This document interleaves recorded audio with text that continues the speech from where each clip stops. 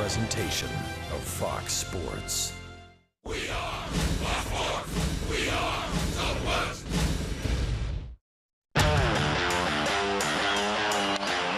Desmond serves it out toward right field. That one drops in, base hit. Andrews being waved. Here's the throw, and it's wide. Andrews scores, and the Rangers have walked it off again. 46th come from behind victory here tonight. Just amazing.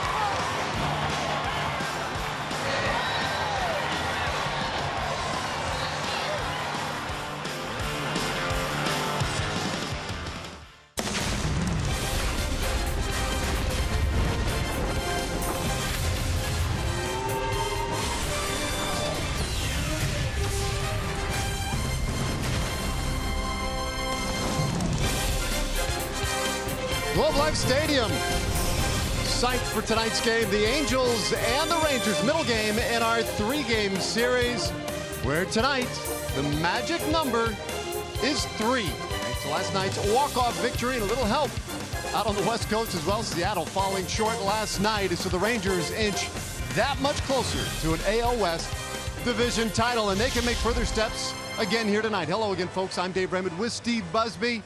And the magic number also 31, Ian Desmond's 31st birthday today. He was all over the place yesterday. Speaking of the number 3 hits for Ian Desmond. Yep. And he has done a fantastic job against the Angels overall this year. Dave, he has, and he has done a great job for the Rangers as in general. It's been an incredible year for a guy who this time last year was wondering where he was going to be, how he was going to play shortstop for somebody. Well, he has found a place in center field for the Rangers. Tonight is his 31st birthday. He's enjoyed this in the past 7 previous birthdays. He has hit it to a 385 total on his birthday. So tonight, maybe he'll give himself another birthday present after last night's early gift. This season against the Angels, he has been very, very good. 5 3-hit games in the 17 they played. So Ian Desmond has just torn the Angels apart. Rangers hope he continues that streak tonight. No doubt. When he gets going against these Angels, and that's the scene for tonight. Middle game of this 3-game series. Another guy who's gotten it going, Carlos Gomez, in that leadoff spot again tonight for the Rangers. Texas Rangers baseball, presented by high-speed internet from AT&T.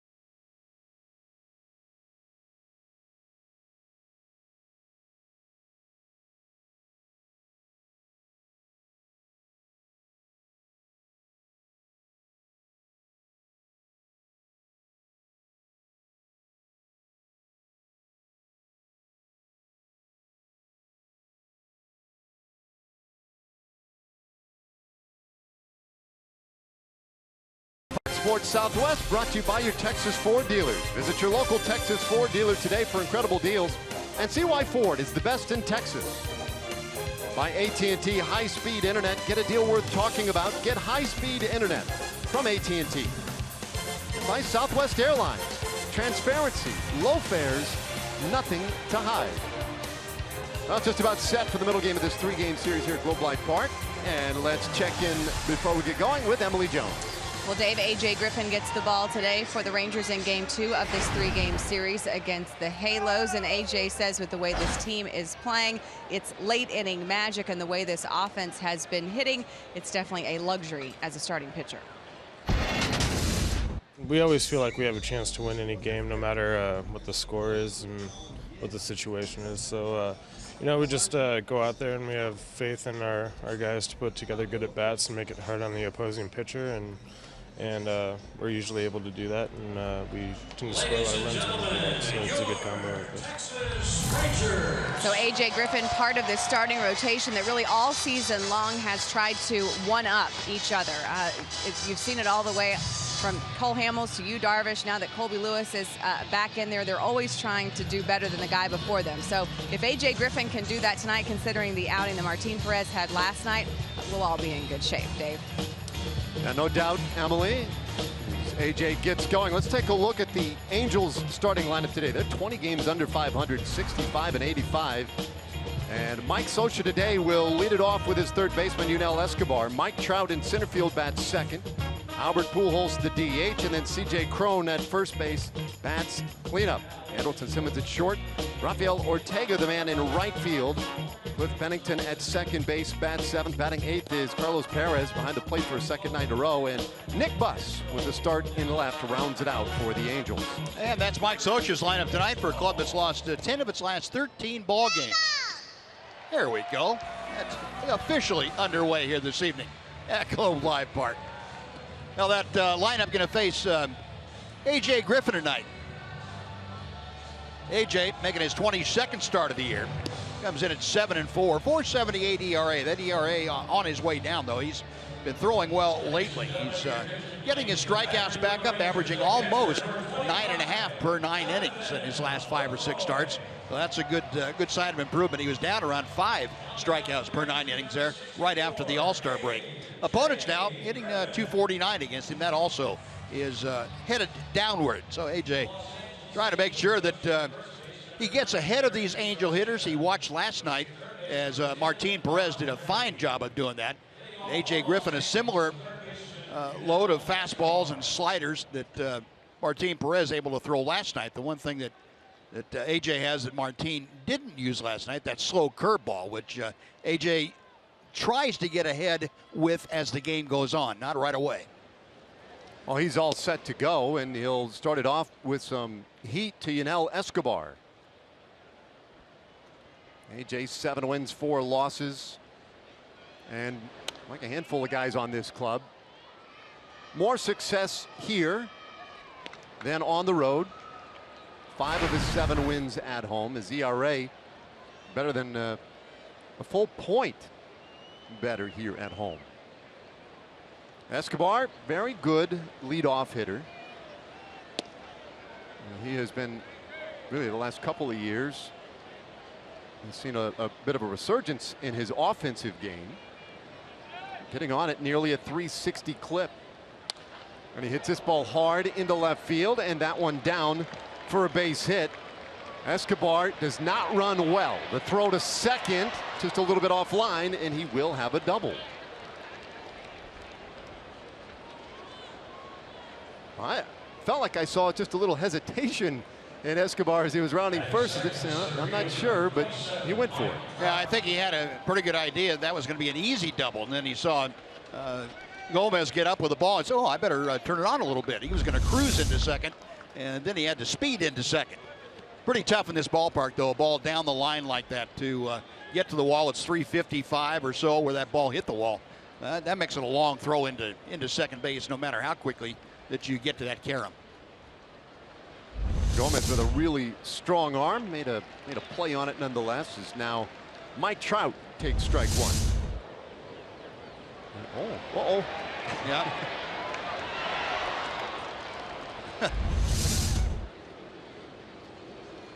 There's that loopy curveball, 1-1 to Mike Trout. And there are any number of ways you can stake the claim. Mike Trout, best in baseball. The on-base percentage, well, that's a phenomenal number, 435. And a hole here, 1-2. But you can see his ranks among American League hitters. Top 3, and pretty much all that involved the bat, 5th in stolen bases. He's pretty good.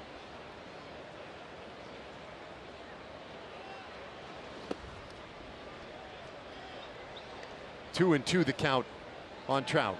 And this is a real test with this team, and the top of their order stays relatively static night to night with Escobar in the leadoff spot, then Trout second, Pujols third, and that's a pretty good top 3 that Mike Scioscia has the luxury of running out there on a night-by-night basis. Yeah, the only one they're missing is Cole Calhoun, and he's going to be out probably through tomorrow also. But Mike Scioscia has an entirely different look when you add that one guy to the lineup. It would be before Trout, and of course then you've got Calhoun, Trout, and Pujols, and Cron after that. Well, a walk to Mike Trout, and that's another way in which he leads baseball, is 103rd so far this year. Take a look at the Rangers defense, delivered to you by Roychek, Carlos Gomez in left, Ian Desmond in center, and Nomar Mazara in right. Left side of the infield, Beltre and Andrus over there. Right side has Odor and Moreland. Jonathan Lucroy, for the 9th time this year, the battery mate for A.J. Griffin.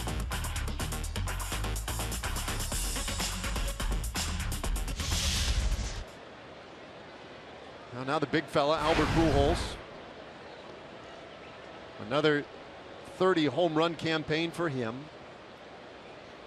And those 112 RBIs you saw, that's 3rd most in the American League. The Kubota power stats for A.J. Griffin. Yeah, he's on a more than your typical rest. It's been a week, and he's been good when he gets extra time. 3-0 record, a sub-4 earned run average. Pitched last Tuesday.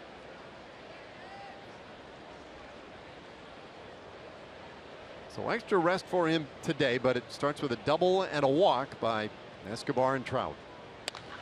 Pujols takes a big swing, but that one will head right out toward Ian Desmond. And there is one away. Well, that's the effect of that slow breaking ball that you got to hit a Pujols with. It kind of messes up a hitter's timing. Albert couldn't catch up. He saw 2 breaking balls in a row and then couldn't catch up with a fastball that stayed up a little bit. And AJ doesn't break any radar guns. He's in the upper 80s with his best fastball.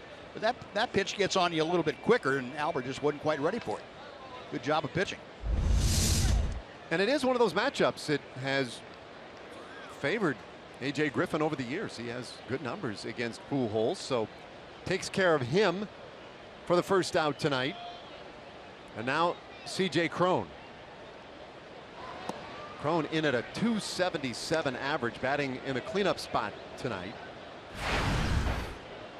And he's having a big year for himself with 16 home runs. That matches a career high.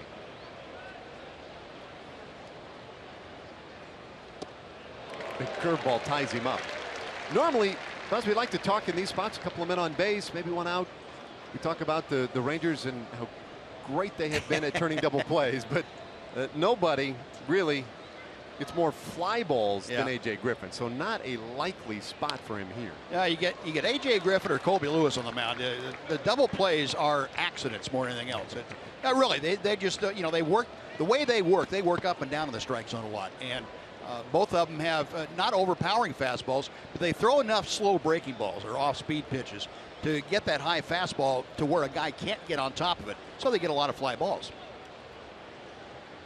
In fact, there's only one guy in the big leagues who gets a higher percentage of fly balls than A.J. Griffin, and there's a swing and a miss. Cron down on strikes, and that'll work just fine, thank you. Now C.J. Cron had that high fastball that he saw to Albert Pujols. in the back of his mind. So I don't want him to throw a fastball by me. This guy doesn't throw hard enough to do that. You saw Pujols pop it up. So that's when the slow breaking ball came back into play. There's the fastball, and that will reinforce in Cron's mind. There's still that fastball that can get by me, and I don't want that to happen.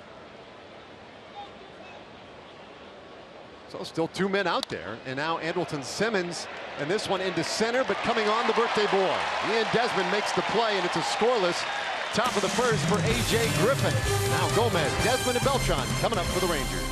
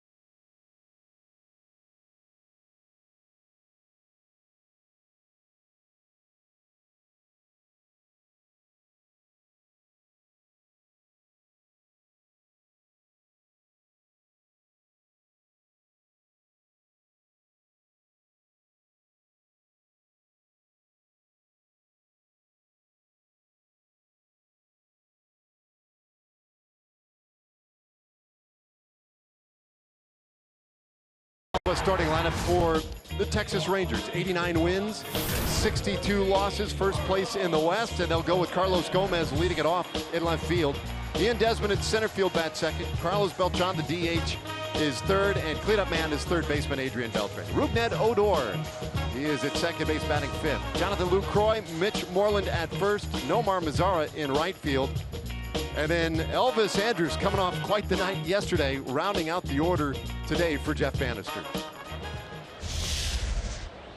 And that lineup will be facing Daniel Wright, the 25-year-old that they saw out in Anaheim. As a matter of fact, he made his Angel debut as a starter against the Rangers.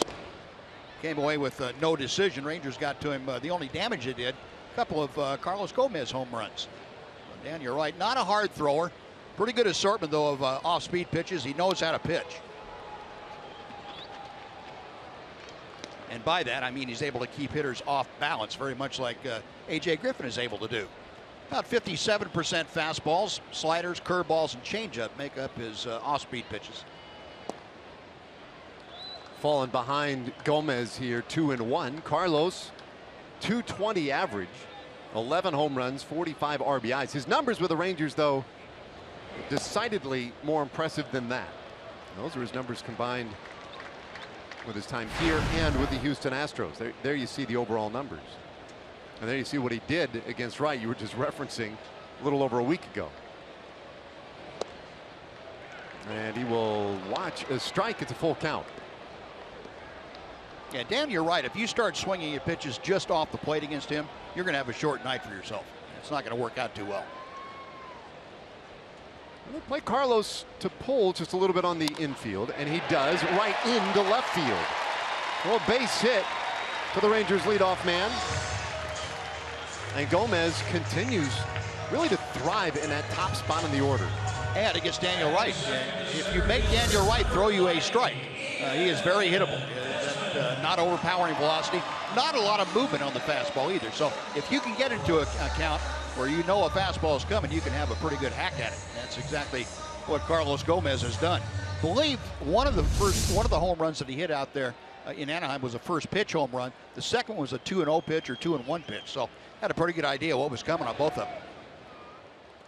Now Ian Desmond. Gomez, that's a very good leadoff at bat. Ends up with a base hit. Also Gave his teammates 6 pitches to look at from the on-deck circle or the bench. And now we'll draw the attention of Wright from over at first base. Oh, Pat Holberg, the man calling balls and strikes tonight. Joe West not with us today. Quinn Walcott takes over for him at first. Greg Gibson second. Kerwin Danley is now the crew chief. And it's 2-0. Joe West was in the middle of a lot last night, and he was the crew chief. So gets the night off tonight. Don't often see that happen in the middle of a series. This one lined to right field. That's a base hit for Desmond. Gomez can run. He's headed to third. He'll stop there. Back-to-back singles, and we're underway tonight in the bottom of the first. Well, you can say right now that Ian Desmond is locked in, because that's the 5th consecutive at bat now that he has taken the ball the other way with authority. A couple of them were foul, granted, but he's also had 4 hits in his last 7 times up there. The pitch up in the middle of the plate, just where you want to try and make down your right throw to you, and Ian Desmond didn't miss it. He's just really rocketing that ball to the opposite field. 3 hits yesterday. A base hit tonight in his first trip. Now Carlos Beltran in the first pitch. He's swinging. Hits it high in the air out to right. Ortega started back, now racing in. And he goes into a dive but can't quite get it. Well, that was an adventure. Yeah, a little more of a breeze tonight than there was last night. It's coming in from left field tonight. Last night it was kind of variable and not really strong, but this is maybe a 10-mile-an-hour, 12-mile-an-hour breeze, just enough to knock down a high pop-up like that. He might have had a little trouble too picking it up initially in that somewhat overcast sky above. Bouncer up the middle. And Pennington with the flip to second and the relay in time for the double play, but Gomez able to score from third, and the Rangers get on the board first tonight.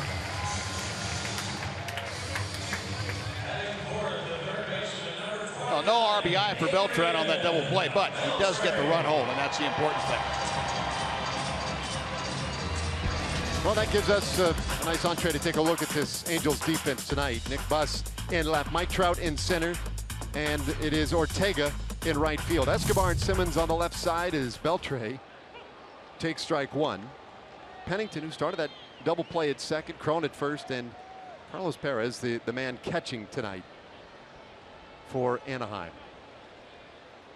Or Los Angeles, as the case may be. 1-0 Rangers.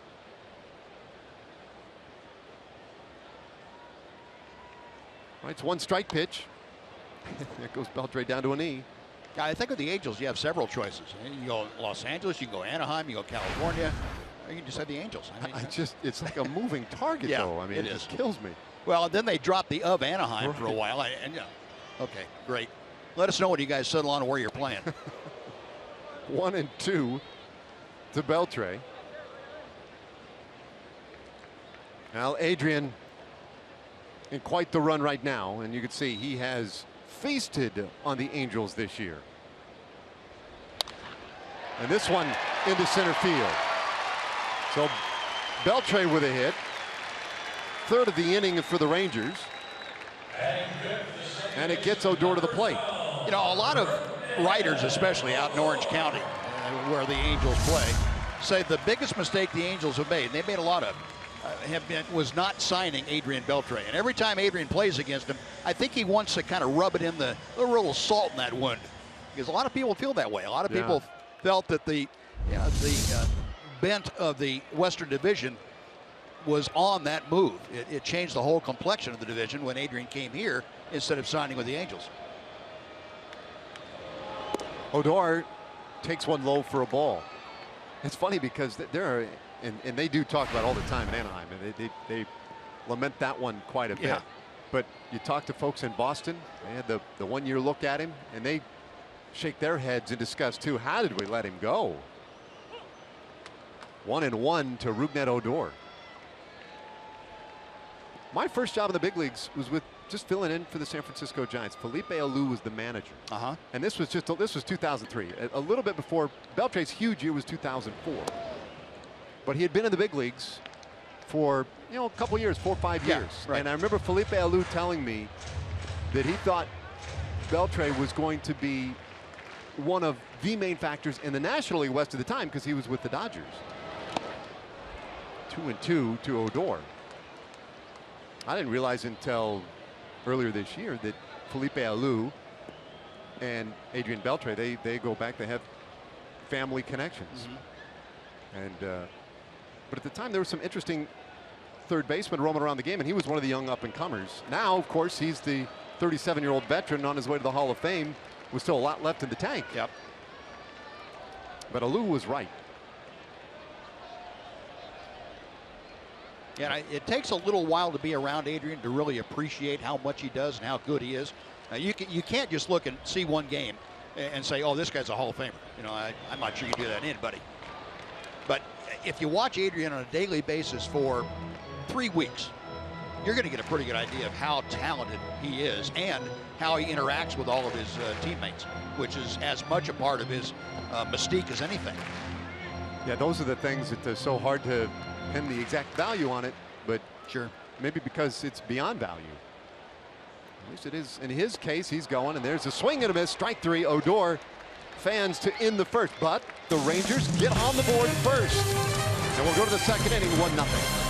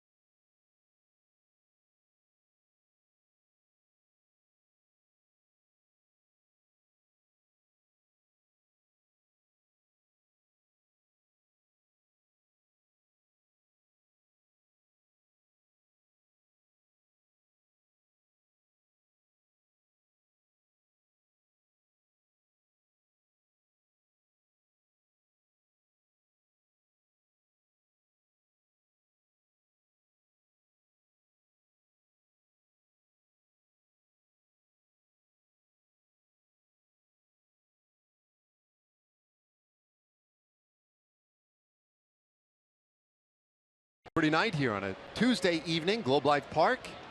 Magic number is 3. Rangers closing in on that West Division title. Still a chance that they could get it done here at home. And if you're looking for something to do tomorrow night, you want to have a chance to celebrate, grab a ticket. Come on out to Globe Life Park. It could happen. Yep. Not saying it's going to, but it could. Well, this would be the right place to be. Rafael Ortega leads off the second inning for the Angels. And Griffin ahead of him, 0-2. It'll be Ortega, Cliff Pennington, and Carlos Perez. We saw Ortega come in late yesterday as a defensive replacement.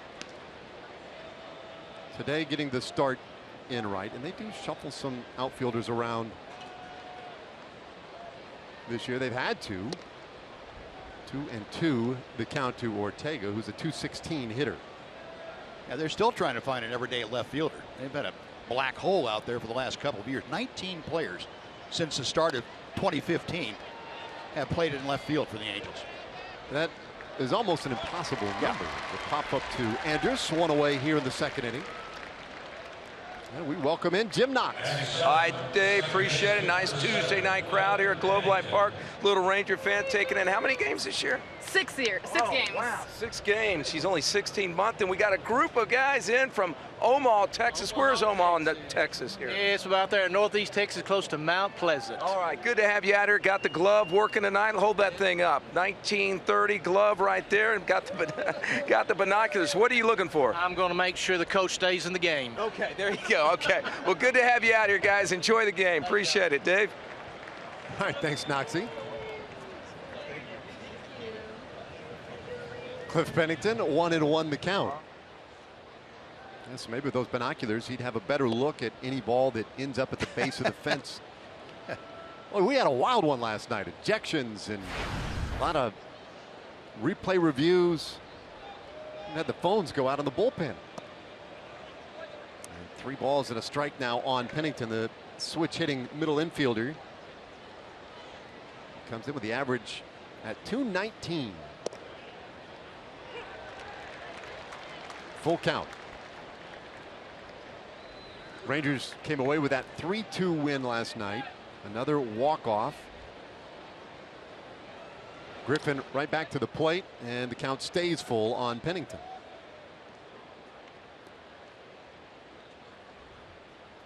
They even mixed in a little rain delay last night, just completely out of the blue.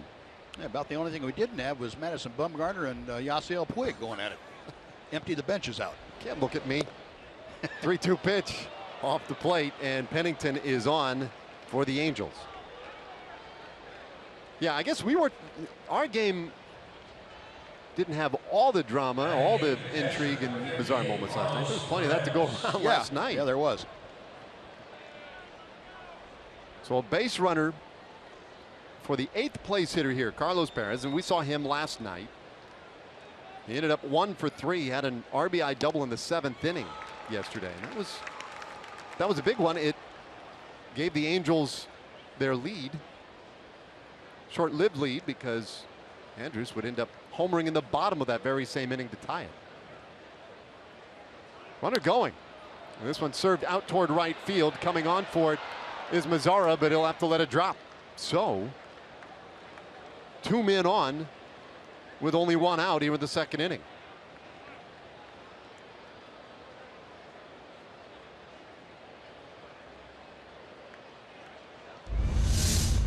Well, Perez, who has shown the ability to hit the ball the other way, even though the Rangers are playing him as a pull hitter on the infield, able to dump that hit and run into right field. It's a good thing that Cliff Pennington couldn't pick the ball up right away, or he would have been at third base. Yeah, that's one of those where, you know, you roll the dice a little bit, put the guy in motion, but with that ball hit in the air, he kind of got hung up a little bit. Yep. And he also got decoyed, and Elvis threw a little decoy out there, and Pennington ought to know better than that. You can never trust a middle infielder. He's a middle infielder himself. So he's at second. Perez at first, and now here is Nick Buss.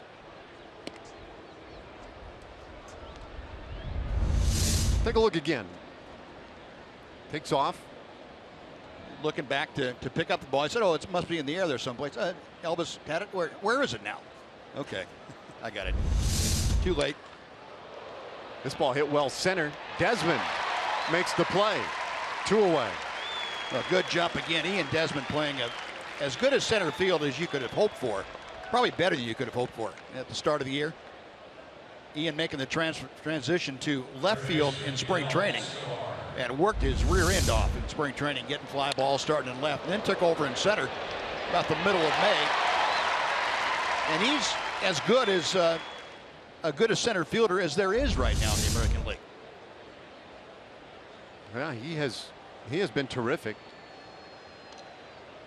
2 gone now, 2 men on, and Yunel Escobar will be the hitter. And he and Desmond are, well, their fortunes were linked together last year. I mean, that's why Yunel Escobar was a Washington National last year, as he was going to take over shortstop for Desmond when he inevitably left as a free agent. Of course, then he ended up having to fill in at third base. due to injury. He's now we're going to have a little chit chat out on the mound. That was one of those weird situations though, because he ended up playing third base when Anthony Rendon got hurt. Yep. But when Rendon came back, they said, well, you just stay put, and they moved Rendon over, and now suddenly he's a third baseman. I guess that's just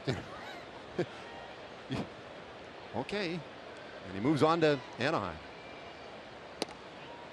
Partly it seemed like things worked out for him so well offensively. Maybe that was part of the thinking. They just figured, hey, don't mess with the guy. He was could be.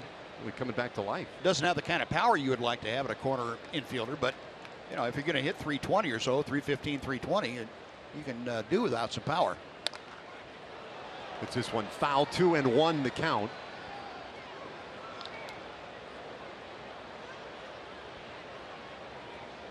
He's got some gap power, but since the beginning of last year, hitting .311 over now almost a 2-year stretch, and that among third basemen, that's as good as it gets.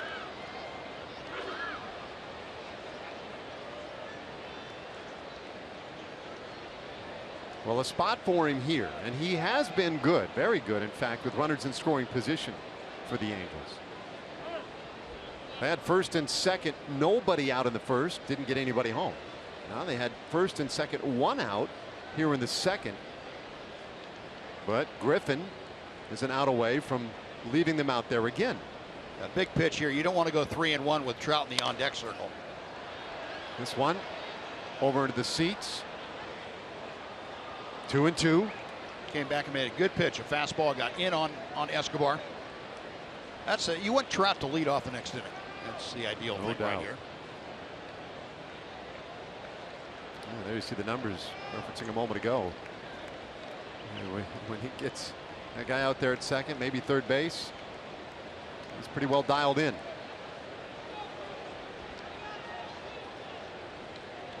Let's see what Griffin tries here. Curveball was fairly effective in the first inning when he got in trouble. 2-2. And this one shot up the middle. Base hit for Escobar. Pennington on his way to the plate, and this game tied at 1. And I went with the fastball. Escobar turned it right around. He's 2 for 2 today. Center fielder Mike Trout. And went with the fastball, left it out over the plate, left it up and out over the plate. Escobar, better high ball hitter than he is a low ball hitter. That's right in his wheelhouse.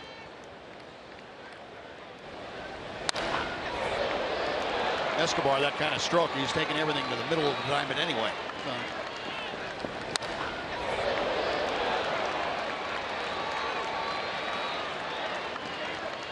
Perez stopped at second base. Escobar at first. Back to the point you were making. Now you have to deal with this guy with runners on, and that's a big time curveball for strike one. And quite honestly, you're better off approaching Mike Trout in this at bat as if you had first base open. You have a base open, it's third base. But with 2 outs, I'm not going to deal with Trout aggressively. You know, if I happen to get him, that's great. But I'd rather deal with Albert Pujols. I know he's got 16 years of 1 million home runs, but I'm still going to deal with him instead of a guy like Trout. They walked Trout in the first. And the other information in defense of that idea is the fact that AJ has had great success against Albert Pujols. Pujols has only 2 hits in his career against Griffin in 14 at bats.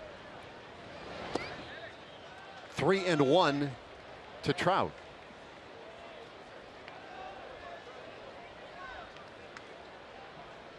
So he may just load them up right here. 2 away, a run across. Yeah, you just got to remind yourself, Ed. Jonathan Lucroy has to remind AJ it's okay if you walk him on a pitch that you're trying to make and it's just off the plate and he takes it. That's not the worst thing that can happen right here. Griffin's been in a little bit of trouble here early on, got out of it in the first. 3-1. Woo. So Trout will load him up. That keeps the walk total down. Here comes Brocale. Now trying to make that slow curveball and make it a good pitch, and it just slipped out of AJ's hand. And the danger of throwing that kind of a pitch when you can't make a mistake is that you're more likely to hang that ball than you are a fastball. It's a little bit easier, I think, if you're going to pitch around somebody, to do it with a pitch you have the best command of. If you're going to miss just off the plate inside or just off the plate away, I'd rather see guys go with their fastball, or if they have a hard slider, go with that. Typically, you don't hang that as much. Well, he got Pujols on a fairly routine fly ball to center in the first inning. And we'll see if he can get him again here. Bases loaded.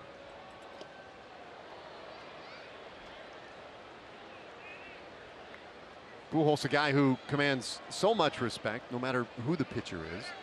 Goes back to what you were saying, that all the years of 30-plus home runs.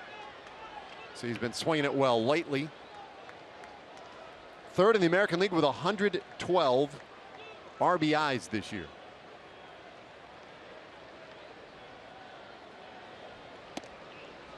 And that just missed. 2-0.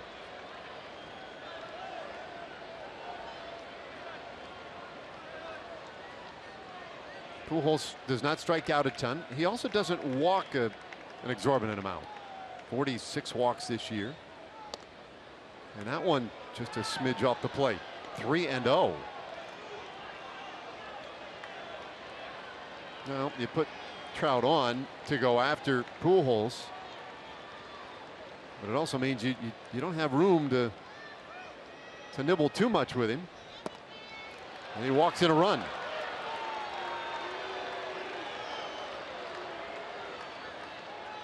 So it's a 2-1 Angels lead on the bases loaded walk to Pujols. And they're still loaded now for C.J. Cron. Wow, activity in the Rangers pen as well. Yeah, Nick Martinez up, and he's going to get ready in a hurry, just in case AJ can't extricate himself from this mess. 3 walks, a hit batter so far, and 3 hits allowed.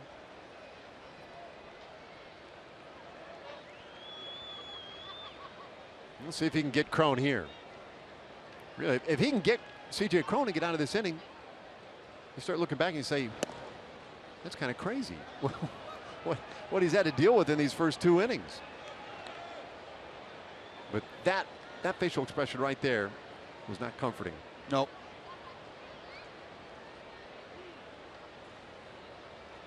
One out. And he misses again. Those are pitches last night that were much more likely to be called. The corners, both inside and outside, were available for Kerwin Danley. A little tighter tonight for Pat Hobart. Boy, Griffin just can't find it.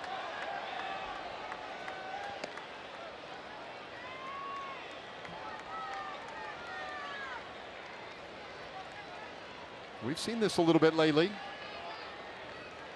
Cole Hamels has run into his scuffles.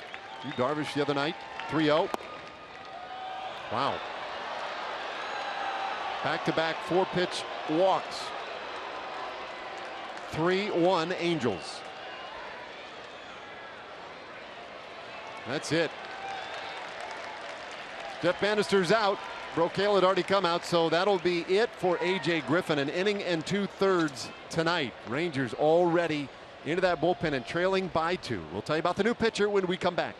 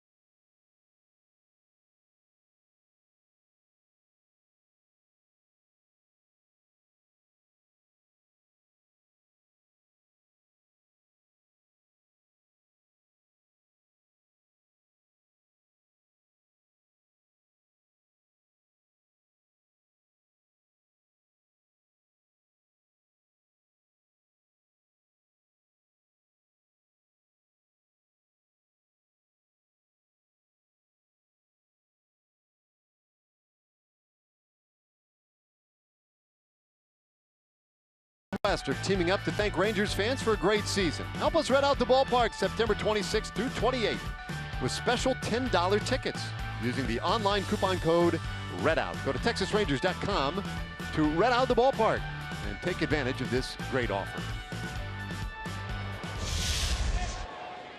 3-1 Angels, and already Rangers into that bullpen tonight.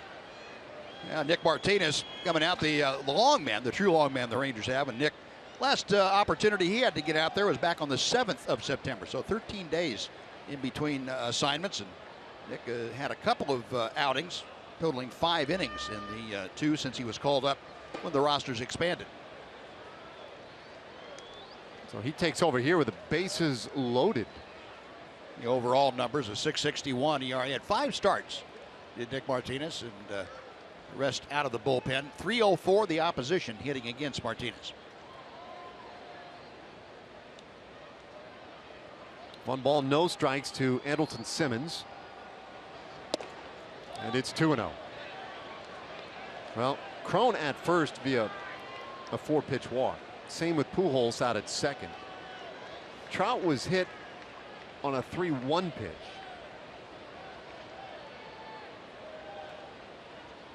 Strikes have been hard to find. The 2-0. Ball 3.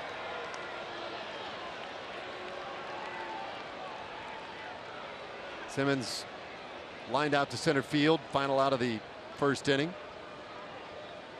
Guy's swinging a pretty good bat though lately.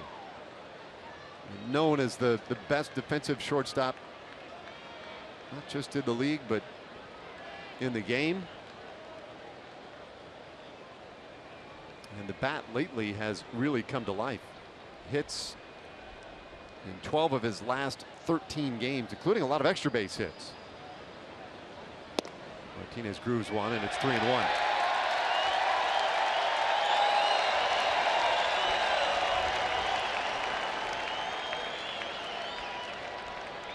Kind of a harsh crowd. A little feisty. They got a little feisty last night too. Yeah, yeah.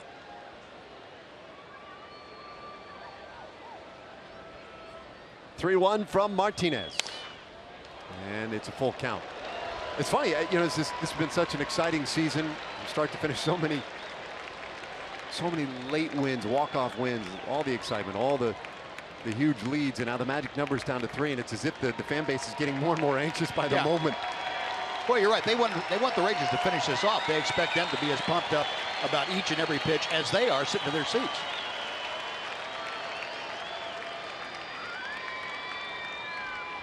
Simmons not quite ready. How about that? He makes contact with a lot of regularity. Going to be a fire drill here. Everybody off their bases. There they go. Bouncer up the middle. Andrews will have to go the long way to first. And the inning is over. Angels strand the bases loaded, but they chip away for 3 and have a 3-1 lead as we go to the bottom of the second inning. Jonathan Lucroy get the comeback started early for the Rangers when we return.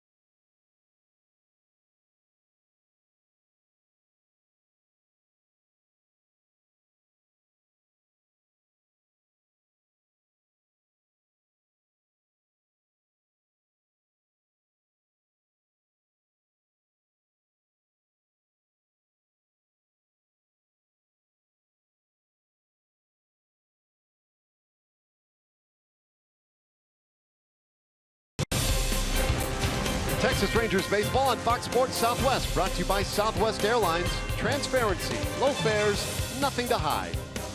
And by the all-new 3-row Mazda CX-9, meticulously crafted for driving, because driving matters. Jonathan Lucroy leading off the second inning and lets that bat fly. It's just hanging out. Caught one.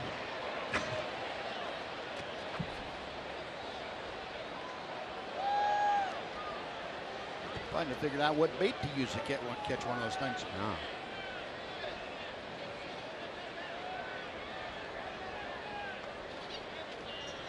That might take a while.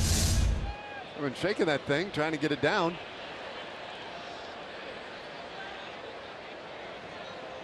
Up 2 points.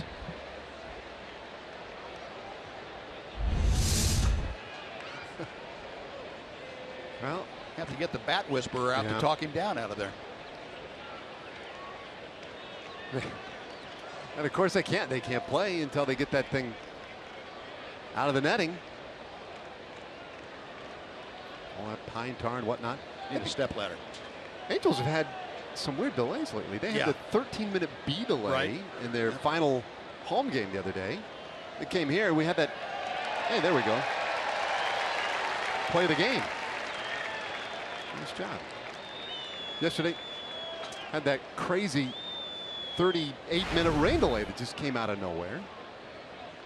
That bat delay will go down as 45 seconds.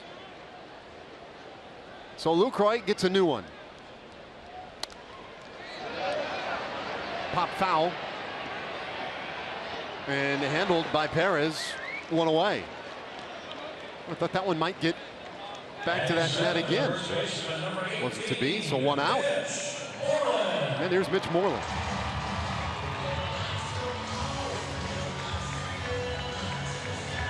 Well, Moreland had as strange a night as anybody yesterday. Ejected in the 4th inning for apparently arguing balls and strikes with Kerwin Danley as he was headed back to the dugout. Thing is, Danley was trailing him. And there was nothing about Moreland that would have indicated that he was upset or saying anything to Danley. All Danley had to do was turn and walk away, and there likely would have been no issue. But Moreland, for the first time ever, Little League, high school, college, whatever the case, the first time, ejected last night, and now the count 1-1 here in the 2nd inning.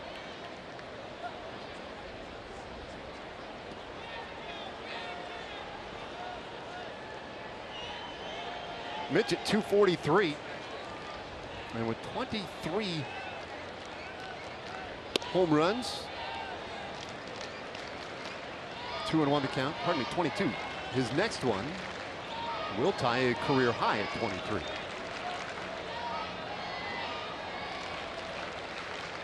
Probably coming on this pitch. High fly, but this one not going to carry to the outfield fence, and Yunel Escobar able to range over, had just enough room to make the play. So 2 gone now for Nomar Mazara. Now Daniel Wright, formerly of the Cincinnati Reds, now with the Angels. His 3rd start with the Angels. 0-1, a 6.30 ERA. With the Reds, scuffled just a little bit more dramatically at an earned run average over 7.5 in the National League. Nomar Mazara having a fabulous rookie campaign. And has been swinging a real good bat lately. There you go, 5 for 14 with 2 homers in his last 5. 1-1 to count.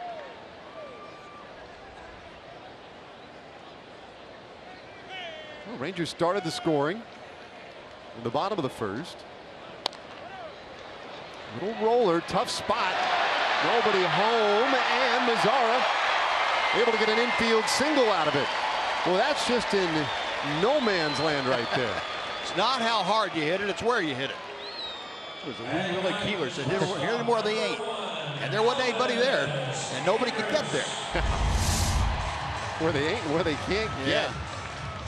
Now, this is one of those plays you work on endlessly during spring training, and the thing never comes up until late in the year, but you've forgotten everything you went through. Not that that would have made much difference. That's an almost impossible play. That ball was hit perfectly in between all three players. Because, right, he has to make a play on that if he can. He's the only one that can make the play on it. And it was just beyond his reach, so Mazzara on another hit. And now Elvis Andrus, who was the hero last night. And certainly one of the heroes. And he pops this one back our direction. Andrus yesterday's 7th inning. Rangers trailing by a run. Yeah.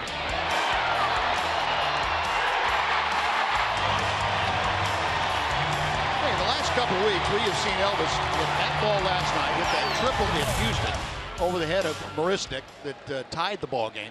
And the one in Seattle might have been the hardest one he's hit in his career. Went to the upper deck in left field in Seattle. And I don't know what he had been. He must have been on a new nutrition plan.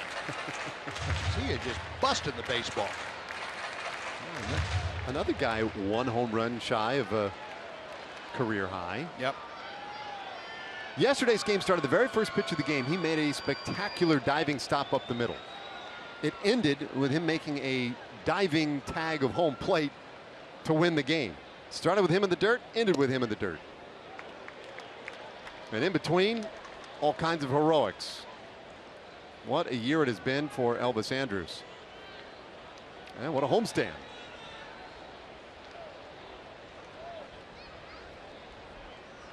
Mazzara out at first. Breaking ball tapped by the mound. Simmons with the play, and it ends the inning. So the Rangers leave a man. We've played 2-3-1, Angels with the lead.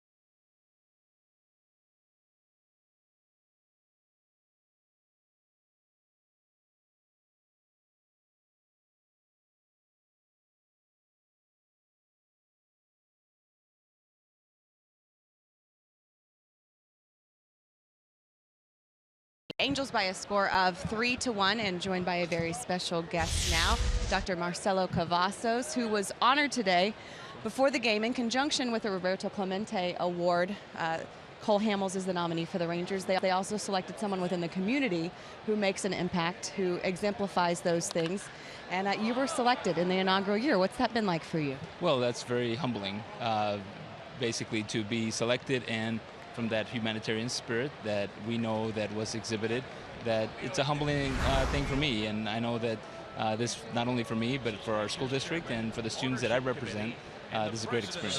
The superintendent of the Arlington Independent School District, for you to be the first recipient of this award and be recognized along with Cole Hamels, what kind of recognition does that bring to the district? Well, it brings a recognition to the district because our work ultimately is service and service to students. And so that's a demonstration of all the things that we're doing. It validates the fact that we're providing more opportunities for students to be successful in their future. And we help them realize their dreams, not just dream, which is really important, but realize their dreams in a tangible way while they're in school. So this is a humbling honor for me, but also a tremendous validation for our students and the work that's being done in Arlington ISD.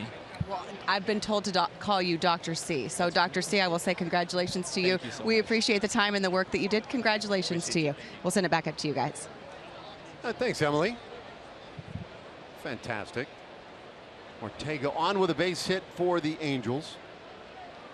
And Cliff Pennington, he walked in the second inning. Takes a strike, count 1-1. They've done a nice job in recent years with all the awards that they hand out, and to me that's one of the greater awards they have now, recognizing guys and what they're doing to help others. Well, the service awards to me are the most overwhelming for the players. Runner going, pitch outside, and that's a stolen base for Ortega, his 7th of the year. You know, I think players get accustomed to growing up, getting ribbons and things like that for athletics. But you know, when Cole gets honored like this, it can be overwhelming for him. I mean, it's a very prideful thing for him to have this foundation and do the kinds of things that he and his wife do for the communities in which they're so heavily involved. And to be honored for that, I think it kind of catches Cole by surprise a little bit. I don't believe he's in for it expecting to be honored. And for him to be honored with such a Roberto Clemente Award named after such a great humanitarian, I would imagine it would be humbling for him. Oh, yeah, no doubt, and certainly not in it for the award. That said, you can help. Hashtag Vote Hamels on Twitter or Facebook for the recognition he deserves. Let's help out. As a pop-up toward third, and Beltre takes care of Cliff Pennington. One out here in the third inning. After Carlos Perez. One of the weekends when we see the military come out here and Cole, I mean, it's early. He's out here early, spending time with those guys, hanging out. And again, not because he has to, needs to, whatever, he wants to. Right. And it's something he put together and he takes very seriously. Well, it's important to him because he's in a position of influence, and he knows that his celebrity can help so many others that are not as fortunate to be in that position as he and his family. And he wants to say thank you to them in really the best way that he possibly can, and that's by giving his time to them. Now the 8th place hitter Perez, bouncer deep in the hole short, long throw for Andrews, and nicely done. Moreland with a good stretch at first, so they take care of Perez for out number 2. Good positioning, and then that real strong arm from Like Andrews. Adrian had second thoughts after this ball, and he thought, well, maybe I should have gone after that. He saw Elvis. Fortunately, it was Perez running, and he had a little bit of extra time with the catcher slow footing it down there. A nice play, though, by Elvis, able to circle around behind that and get a little momentum going toward first base. So 2 out. Now the 9th place hitter, Nick Buss, who is 0 for 1 tonight.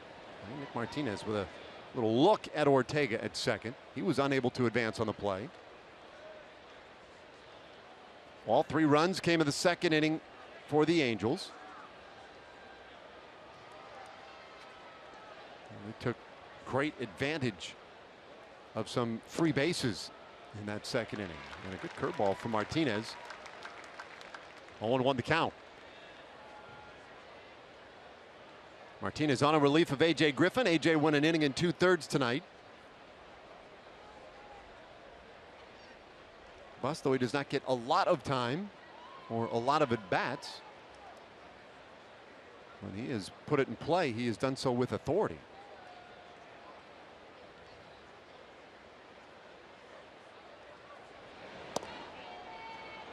It just missed. 1-1. Former USC Trojan.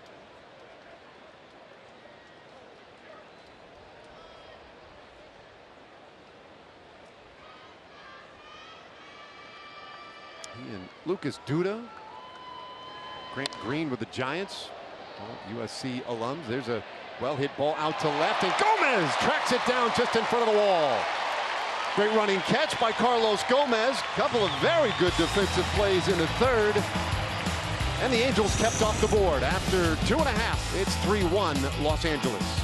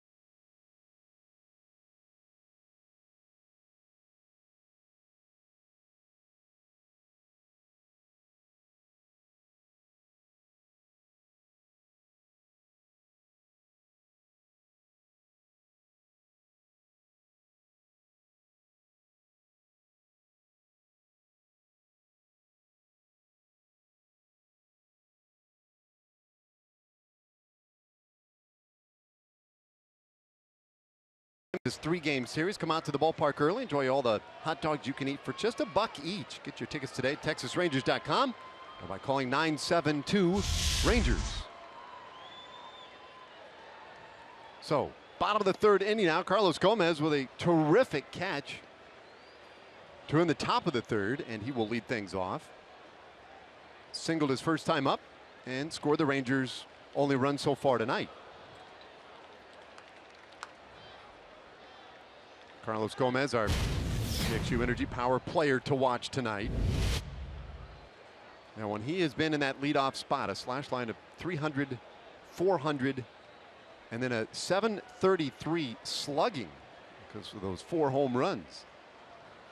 So his work in the leadoff spot has been outstanding.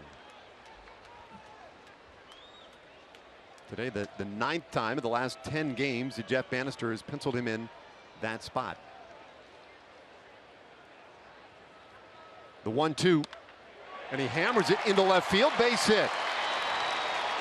Gomez with a good turn, and he's going to pedal for 2. The throw just behind him, and Gomez in there with a double. Boy, now that was a fun play to watch because both guys did their job extremely well. Carlos Gomez thinking double right out of the box, so he was hot-footing it down to first, made a great turn. And it took a great turn from Gomez to make it in there because Buss cut that ball off and made a very strong throw to second base. Saw Buss's speed. That's one of his main attributes.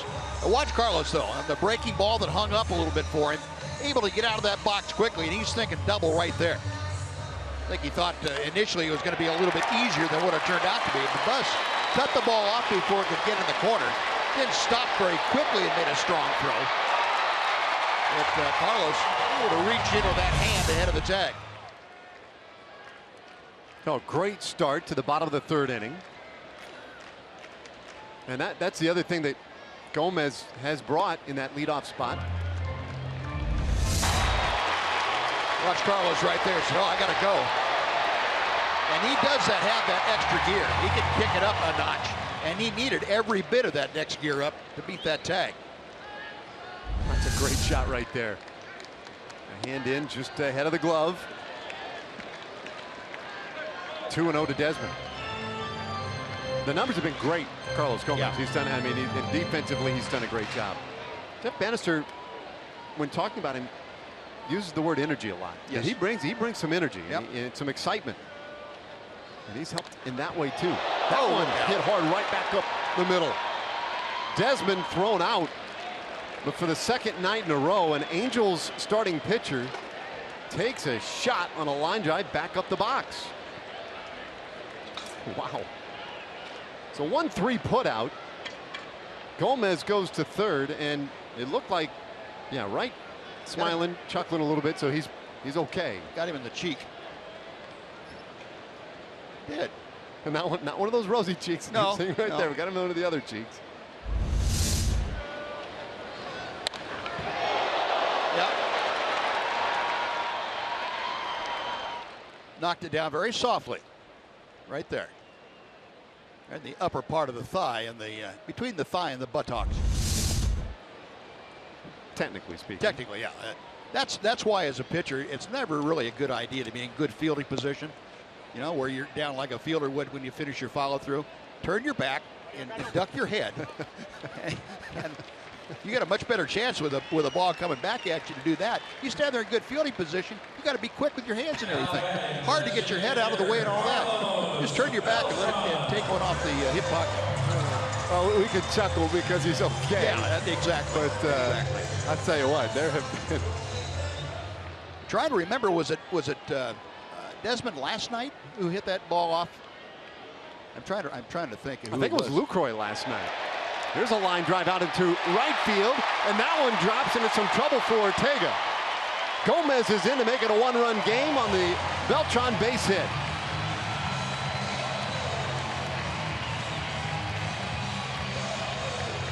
You may get Carlos Beltran once, maybe even twice in a ball game, but once he dials you in, that's danger for a pitcher. And Carlos grounded into that double play in the first inning.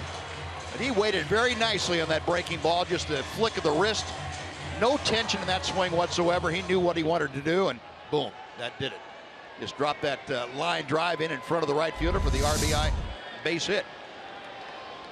So the potential tying run is on, and Beltre sends one sharply out to right. Ortega ranging back has room, and there are two away.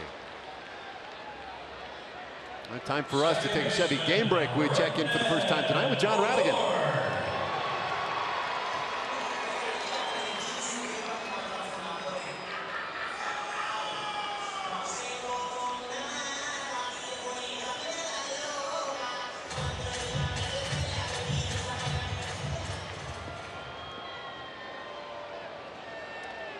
Pretty amazing kick in that guy's career. Rougned Odor fouls off strike one. Hey, well, there are a lot of pitchers around the American League that are going to pay for his retirement. You just make sure he gets out of the league. That's ridiculous. It was like May and June. There's all these questions about, really, you really going to retire? Yeah. And I'm with you. I think there are probably a lot of pitchers saying, hey, enough of those questions. Exactly. Let the guy go. Yeah. 0-2 on Rougned Odor. Rugi struck out in the first. I'm talking about a guy who putting it in play with authority lately. Well, he's a prime example. 31 home runs this year for Rougned Odor. And it's 1-2. You get a pretty good idea watching this that pitchers on almost any ball club now are trying to throw a lot of slow breaking balls to Odor and then run the fastball up out of the strike zone. Chases that one, but fouls it off to keep the at-bat going. And when Rougned is going not so well, he's trying to hit both those, and that's almost impossible. You know, even trying to hit just the high fastball by itself is a chore, but he can do it. But he can't try to hit that one and the slow breaking ball too. His hot zone would tell you that it's pretty good up in the upper part of the strike zone, in the strike zone. Now you go up another rectangle above that, that's a little more problematic. That one in the dirt, and it's 2-2. Well, he's got the strength right now, the energy, I guess, maybe part of that being 22 years old. That this year, I mean, he's done an amazing job on those high pitches, even though that has been at times the Achilles heel. Yeah. Being able to get, you know, on top of them sometimes.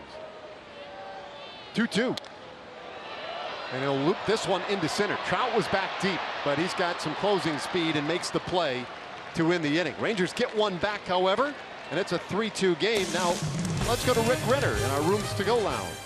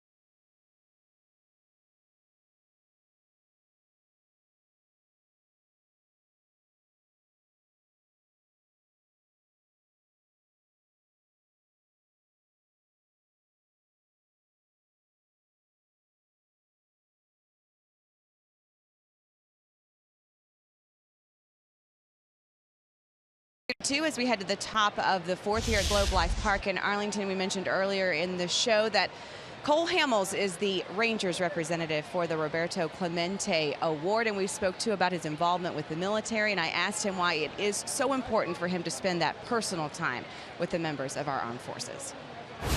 I don't think they get recognized enough.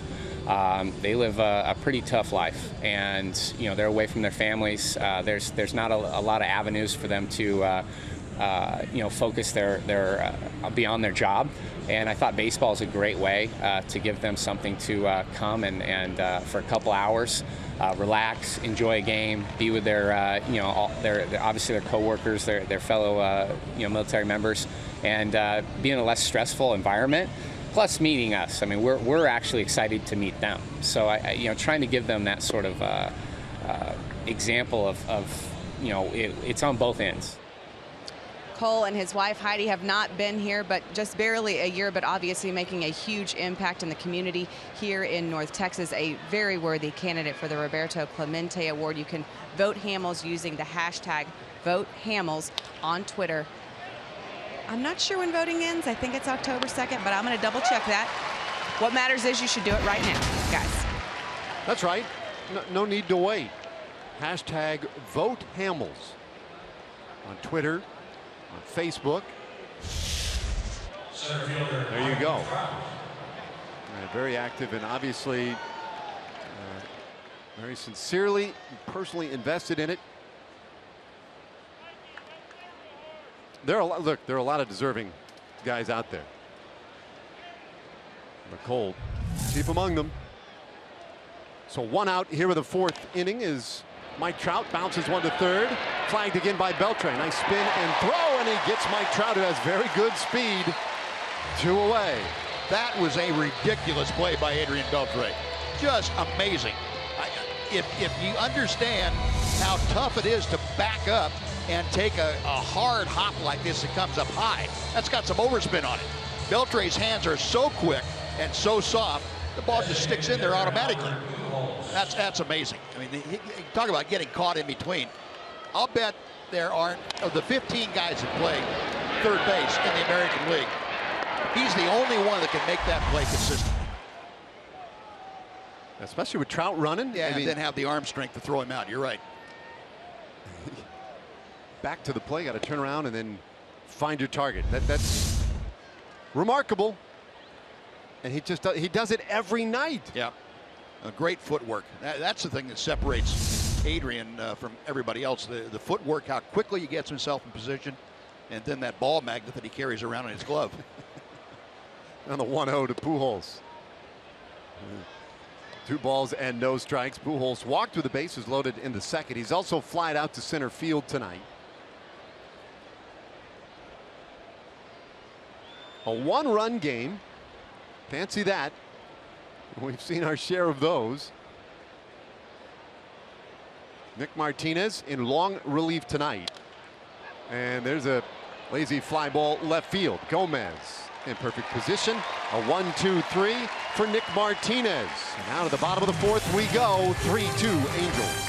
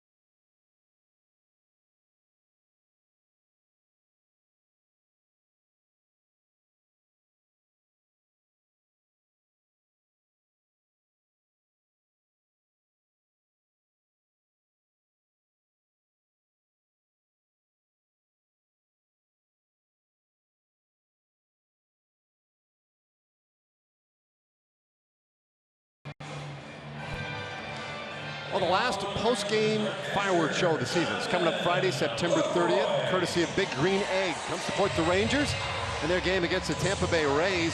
Use coupon code FIREWORKS to get upper-level tickets for just $14 at TexasRangers.com/special. Yeah. Regular season winding down. Oh, he's got the glove.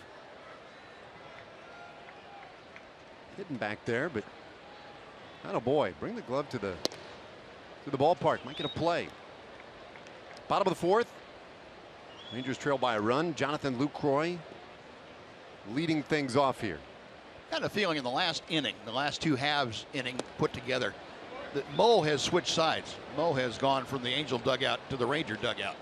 And a big part of it is Nick Martinez going out and have the kind of inning that he did last half inning, going through 1, 2, and 3 in the Angel order with the help of Adrian Beltre and company, but went through it very quickly. And I think the guys are getting the feeling, okay, it's time to kick it in here. It's just not an exaggeration to say. I mean, you see it night after night. You know, they fell behind 3-1 there early, right. and AJ Griffin was struggling with his command, but well, there is never a sense of panic with his team. They have great confidence that it's all going to play out the way it's supposed to, which is at the end them shaking hands and bouncing around out on the middle of the diamond. Yeah, as a team, if you give them the feeling that, okay, they're not going to score, the Angels are not going to score a lot more runs tonight. Now it's your turn to go get it. You know, okay, that's fine. That's what we do.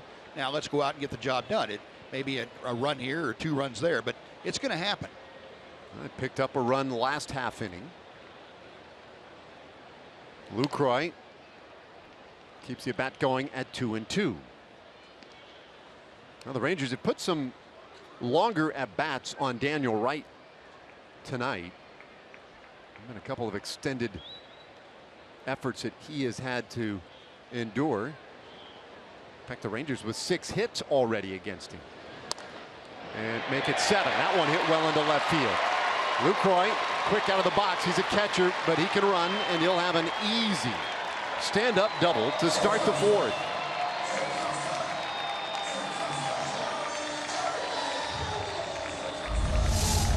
The approach the Ranger hitters have taken, get him to get the ball up where we can handle it and in the strike zone somewhere. Don't go out of the strike zone and try and battle him that way. And LaCroix fouled off a couple of pitches that were questionable, but then he got a pitch that stayed up just enough for him to get the head of the bat to, and Jonathan able to lace it down that left field line for a two-bagger.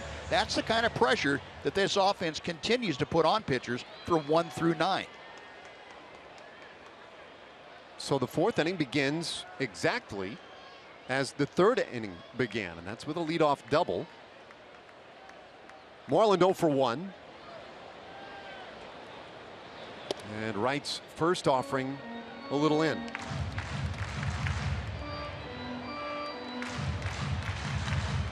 Moreland 3 for 11 in the last 4 games. After a little hitless drought of 16 at bats, and the 3 for 11, he's really been hitting the ball, striking the ball with some authority. This one into medium deep left field, and Buss is there to make the play. 1 away.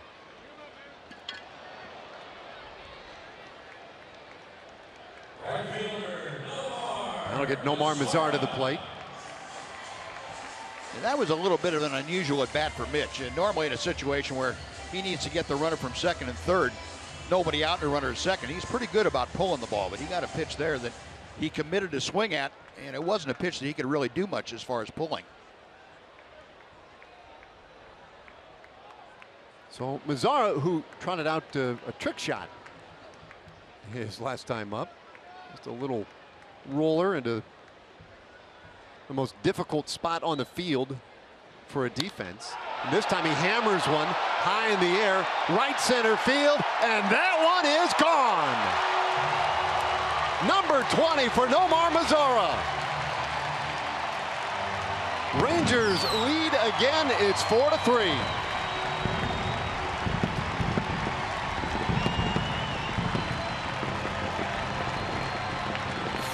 Well, when you're 6'4" and you have arms as long as Nomar Mazara's and you have a nice fluid swing, it doesn't look like you're working very hard at swinging the bat. And that thing just generates so much power. When he makes solid contact, he will hit the ball as far as anybody. You remember one earlier this year, 390 feet into the upper home run porch. That was well over the bullpen into the bleachers and almost straight away center field. Pitch and stayed up for him, got it right in the middle of his swing path. And that's putting a charge in the ball. Goodness gracious. Plus it had that terrible sound. Sounded like a pane of glass breaking. I can always tell when you flinch. Yeah. I do, I get the yips over here. Oh. 102.3 at least. Not many people hit the ball back up there.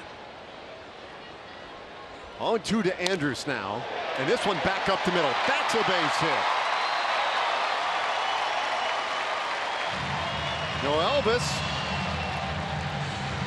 after a big night yesterday, back with another base hit today. He's got 4 hits in this series already.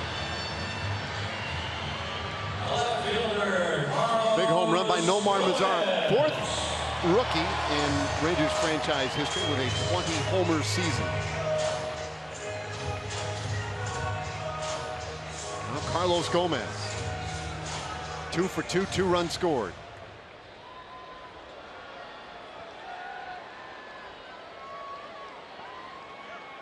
Offense clicking a little bit tonight. Rangers with 9 hits already.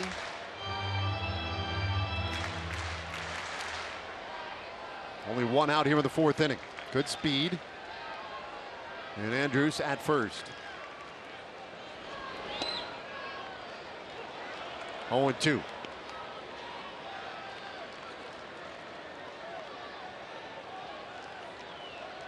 Now Carlos tonight doing what you love to see your leadoff hitter do. That's have long at bats, get on base, and score runs. And he has checked all 3 of those boxes. 1 ball, 2 strikes. Well, Elvis Andrus with that base hit just a moment ago. How about this? Only 2 other shortstops in the game with higher averages. Corey Seager, Francisco Lindor. He's going. The pitch is low and in. The throw to second, not in time. And Andrus with his 23rd stolen base.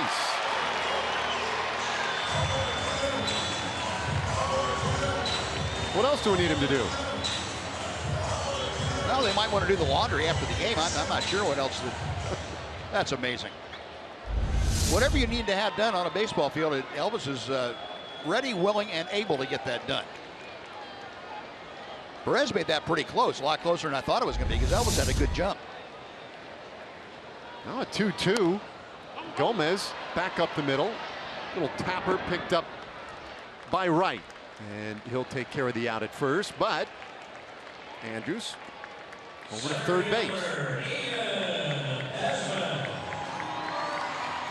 And it gets Ian Desmond to the plate. Like this matchup for Ian Desmond. He's seen him twice now. He's hit the ball hard both times. He's seen most of what Daniel Wright has to feature. Now, Rangers have been making very solid contact on the big right-hander. Daniel Wright, just his 3rd start with the Angels, and it's been a rough one to this point. Hard bouncer, second base though. Pennington will throw out Desmond in the inning. Rangers retake the lead. A 2-run blast by Nomar Mazar, the 20th of his rookie campaign. And the Rangers take a lead to the 5th.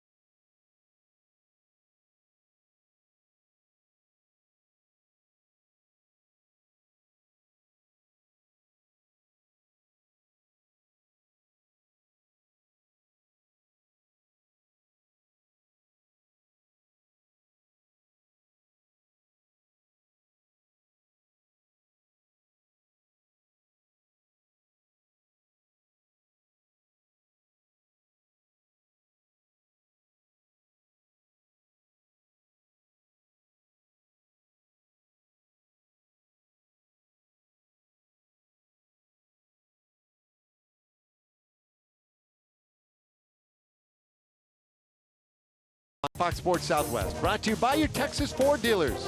Visit your local Texas Ford dealer today for incredible deals and see why Ford is the best in Texas. Well, there's a big fella. 20 home runs. He's the 3rd Ranger, 21 years or younger, with a 20-homer season. Ruben Sierra and Juan Gonzalez. Good company. And his 2-run homer gave the Rangers now their 4-3 lead. C.J. Cron leading things off for the Angels here in the 5th. And it's 2-0.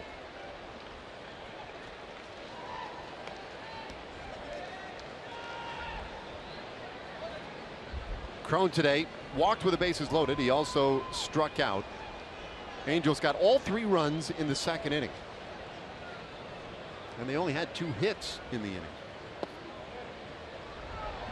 3-0 the count.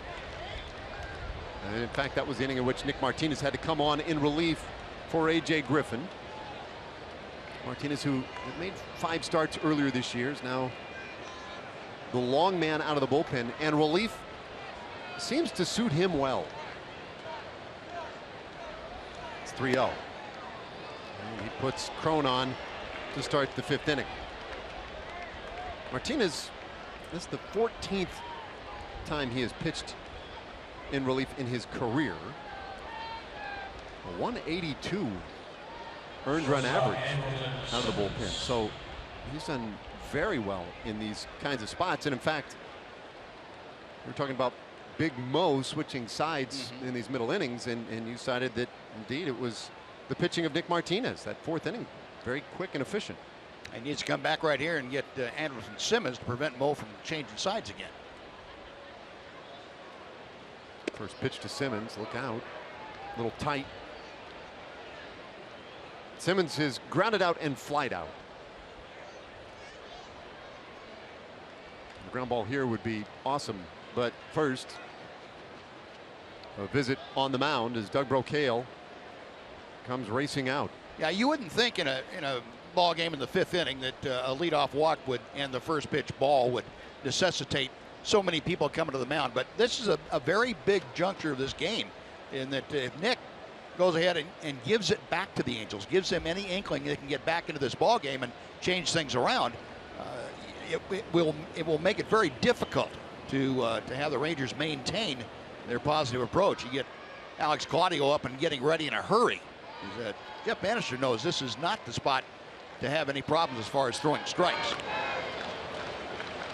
Elvis come in and Doug Brocail going out there and Luke Roy and everybody talking to him. Just, okay, calm down now. Let's get back. It's very important you throw strikes for us. Saw that number a moment ago, 142 times that the Angels have grounded into a double play this year, most in Major League Baseball. And of course the Rangers, as many of you know, those who have been following the team closely this year, they're the best in baseball at turning double plays. If you look at Mike Scioscia, longtime manager of the Angels. Runner going and a comeback, and it's snared. How about that? And there's your double play. See, you turn your back and good things happen. That is amazing. Even Nick has got a smile about that one. He's not smiling. Oh boy. That's taking incredulousness to another level. How about that play? Makes that man smile.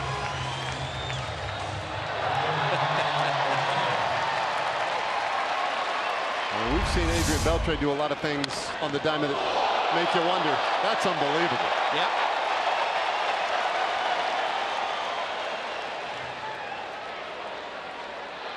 Got it.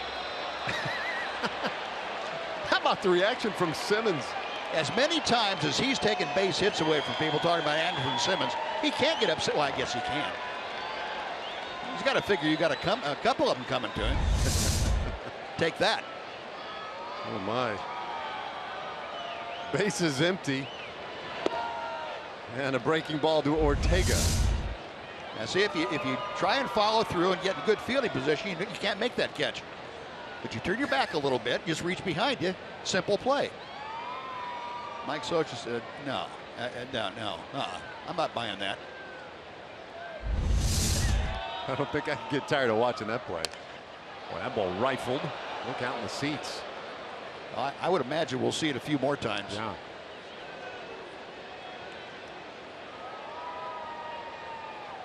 Well, that is some kind of play by Nick Martinez on a night where we've seen some pretty good defensive plays. Adrian Beltre's turned into sparkler. Gomez has tracked down a ball out of left field beautifully. And Nick Martinez saying, well, I can help my cause too.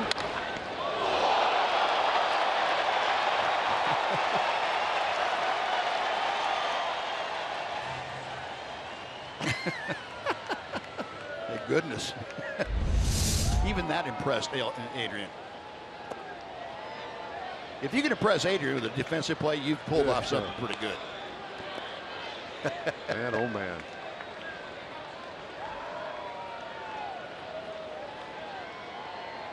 Well, yesterday we had a highly entertaining 3-2 Rangers win here. Ended with the walk-off hit by Ian Desmond in the bottom of the ninth. Well, tonight followed it up with some more very entertaining baseball. And shanked by Ortega. Makes it a full count. One more time, we got to see this. Well, it came in at 91 or 92, went back at 90. So it gave Nick plenty of time to react to it. Right. Yeah. Wow. Payoff pitch. And a sharp bouncer right to Odor. Inning over. But what an inning it was for Nick Martinez. Halfway to the house. Rangers lead by 1.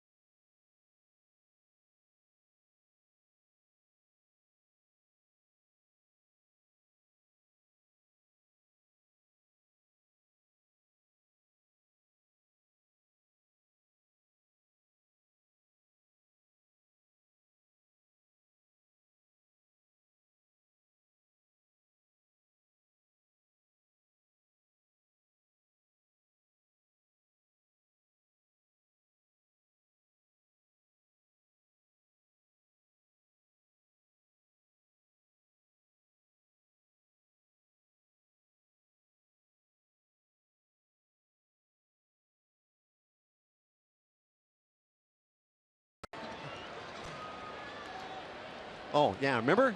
You guys remember?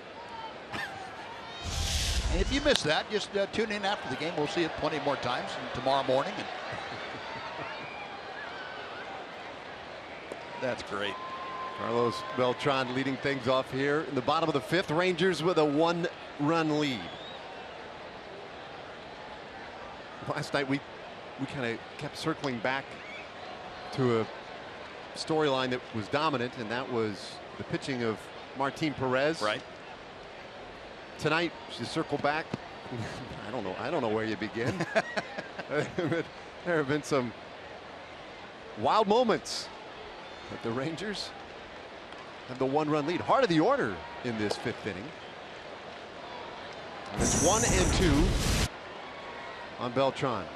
Well, what has Carlos done here? Everything.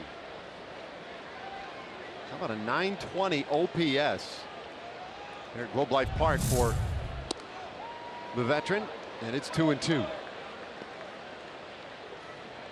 Well, he has looked so loose and smooth. Yep. On this homestand. Full count. Hey, it looks like he never even thought about swinging at any of those pitches. He goes from 0-2 to 3-2, and just, no, I'm not swinging at that. On the payoff, he's swinging at that one. Out to Mike Trout. 1 away. Third baseman, Adrian Beltre. Time for us to take a Chevy game break. Let's check in with John Radigan.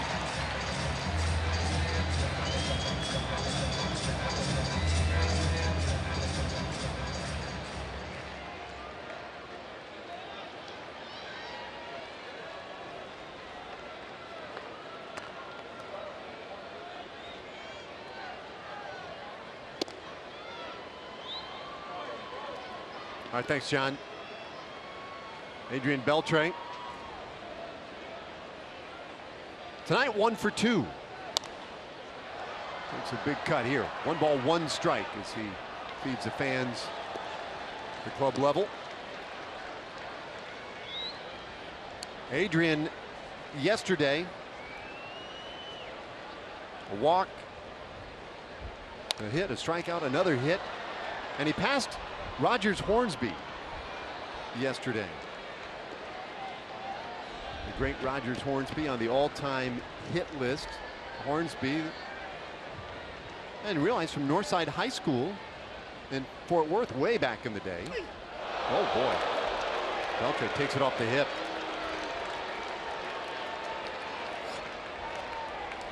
Rangers have a base runner, but you don't like seeing that guy hit ever.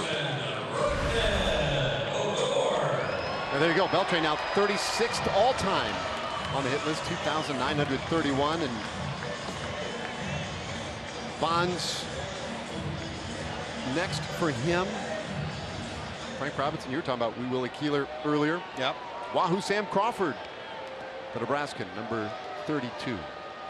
Well, Adrian may not get to Wee Willie, but he's got a couple more pretty close to in front of him. Rougned Odor 0 for 2 tonight. This was the hit a moment ago. Right on the thigh.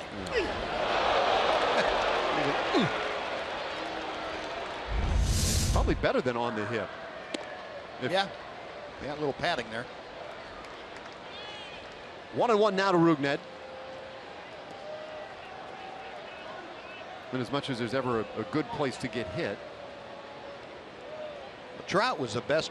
If you're going to get hit by a pitch, Trout had the best one tonight. That slow curveball came in and just kind of hit his arm and fell straight down to the ground. Just almost stuck to his arm. It's going so slow. Right, it was headed on a straight down trajectory by the time it got to him. Just kind of grazed it.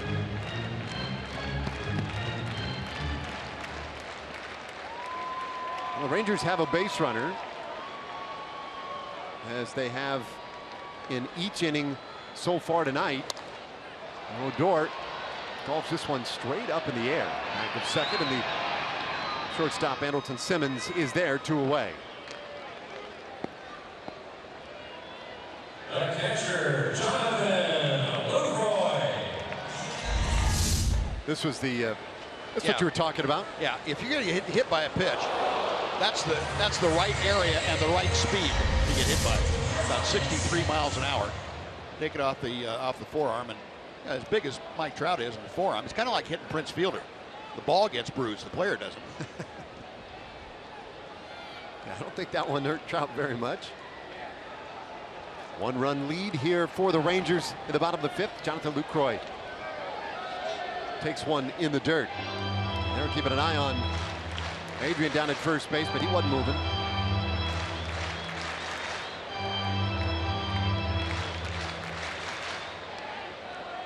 Does have a stolen base this year in 2 tries. Lucroy with a double his last time up.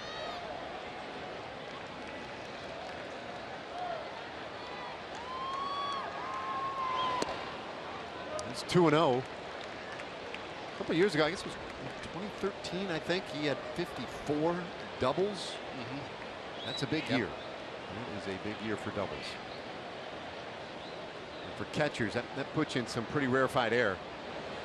22 this year. He's ahead here, 3-0.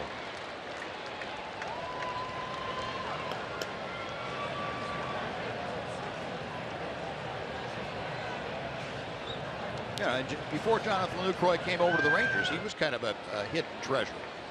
Everybody in Milwaukee knew how good he was, but any place but Milwaukee and maybe Chicago, where you got some Milwaukee influence, I don't think many people really appreciated how good Jonathan Lucroy is. Now, how big an impact he has on a ball club. Yeah, it didn't help that Milwaukee's really been struggling in recent years. Yeah.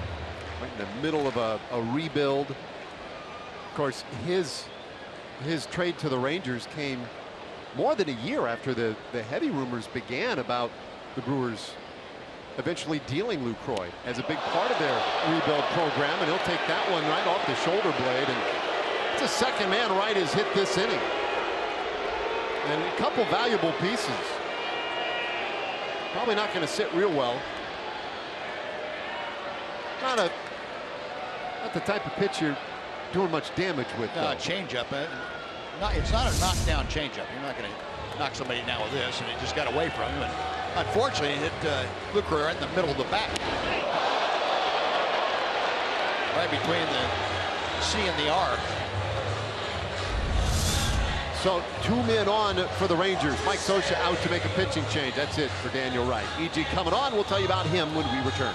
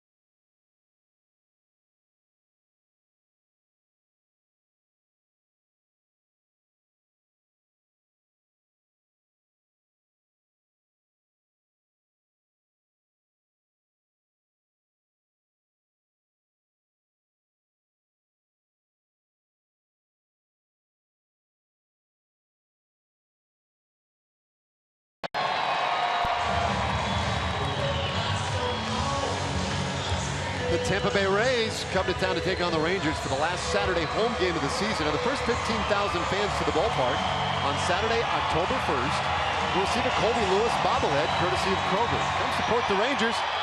Get your tickets at TexasRangers.com or by calling 972-RANGERS. Cody E.G.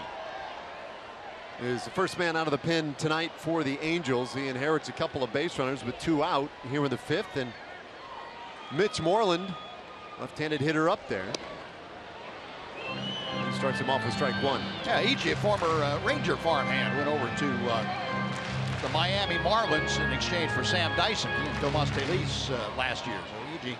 had an impact on this organization, even though he never got to the big leagues with the Rangers. 15th appearance for the Angels. League hitting a pretty robust 371 against him this time around. Well, he inherits a little bit of trouble here in this 5th inning. Beltre was hit by Daniel Wright, and then with 2 outs, Jonathan Lucroy was also hit, and that was the end of the evening for Wright. He went 4 2/3 and gave up 9 hits, struck out 1, did not walk anybody, but is still responsible for the base runners and has already allowed 4 runs tonight. So the Angels into their pen. Rangers trying to add to their 1-run lead.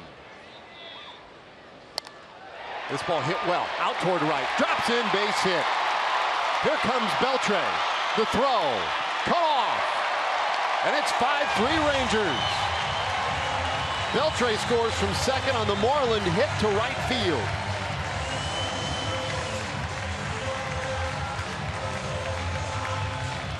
Mitch, as we've talked about, has been swinging the bat well the last few days. He's been through a little bit of a downturn and snapped an 0 for 16 here the other night. And he's had some good at-bats. This was a good one against a tough left-hander in E.G. And Mitch got a pitch that didn't quite get to the outside corner. He stayed back pretty well on it and got it just enough on it to get it out over Pennington's head into right for the RBI single.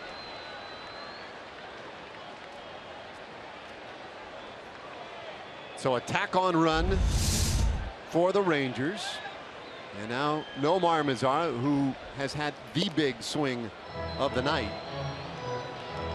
And a little stunned by that strike call. Big 2-run homer in the 4th inning. his 20th of the year, as we mentioned. One of 3 Rangers all time to hit 20 home runs at age 21 or younger. Ruben Sierra did it in 1987, hit 31. Gonzalez hit 27 in 1991. Here it was, and there it went. That's a big boy homer. Yes, it is. Be interested to see what the distance we get, the computer distance on that was. I'm going to guess it about a 445. Toward the hole, it's short, and it pulls Cron off the bag, but able to tag out Mazara to win the inning. Rangers out a run, and we go to the 6th. They're up by 2.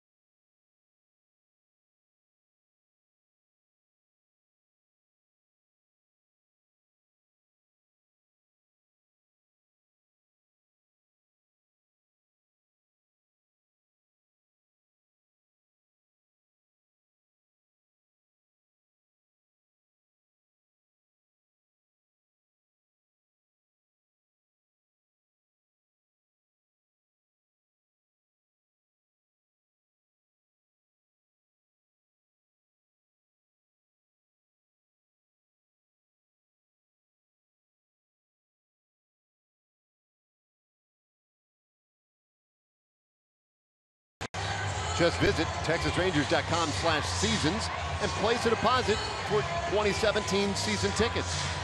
Don't miss out on any thrilling Rangers action. Go to TexasRangers.com/seasons today. Magic number down to 3. And that magic number may well take a hit tonight. What the Rangers endeavoring to do as they go down to their 3rd pitcher of the night, Alex Claudio on a relief. Alex Claudio is doing a whale of a job coming out of the bullpen in mid-relief, if you will. He's come into situations where the ball club has been either behind or ahead by just a couple in a close ball game, and this is his 35th appearance of the year. He has been able to shut down virtually every one he has faced, and for multiple innings, not just a matchup against left-handers. He's gone out there and pitched an inning and 2/3, 2 2/3. Whatever is needed from him, he has been able to muster up and give to the Rangers. He gives such a different look from what you see from a lot of those guys at the back end of the bullpen.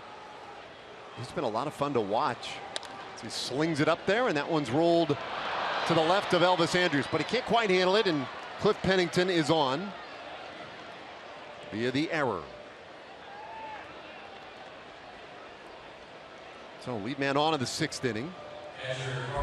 Bottom 3rd of the order in this inning for the Angels. I think that ball took a little hop up and off the heel of Elvis's glove right up his arm. Normally that's a pretty routine play. You got him right on the heel of the glove. Not real happy after that one. It's one of those too, even as it bounced off his hand. Had it maybe kind of stayed with him as he was sliding to his left, I think he felt like he still would have had a play, but it actually moved a bit away from him. So Angels with a base runner, trailing by 2. And that one way outside, 1-1 to Carlos Perez. Easiest way to make up for that is have somebody give you a ground ball that you can turn into 2 real quick. He's known to do that on occasion. Yep. Claudio's 1-1. Boy, what an effort tonight by Nick Martinez, by the way. Came in with the bases loaded in the second inning, got out of that jam, and then ended up with 3 1/3 scoreless. 1 hit, 1 walk, and that was it. And look at what Claudio's been doing against lefties. Very impressive.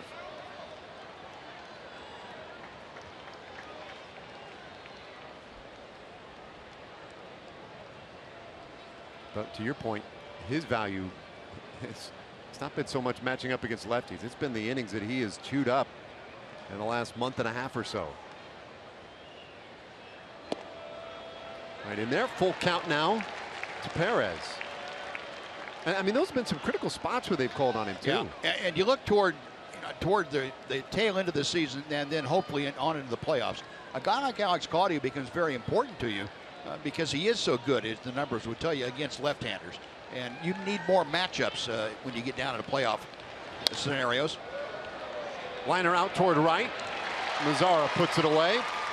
1 gone. You know, you tend to go more out by out as you get later in ball games in the playoffs than you do in the regular season. You're not worried about saving anybody. There is nothing to save for other than Christmas. So you go ahead and get the matchups. And Alex Claudio very good because he can get the left-handers and also give you a better than even shot at right-handed hitters too. All right, for more on that, check in with Emily Jones. To Alex, he's commented on how his role has evolved and how this team has won ball games has changed, the way that he approaches his appearances, because early on he was coming in when they were trailing, and then so many times they would come back, and then he ended up being such a crucial part of the game. He said when those things happened, it did kind of change the way he approached things because of the situation that he was put in and because of the situation the offense would thereby put him in. So it's changed the way he looks at things. Well, and it has certainly worked for him. I think that much we could all agree on. Is he almost got Cliff Pennington right here. Yeah, it's really a good move.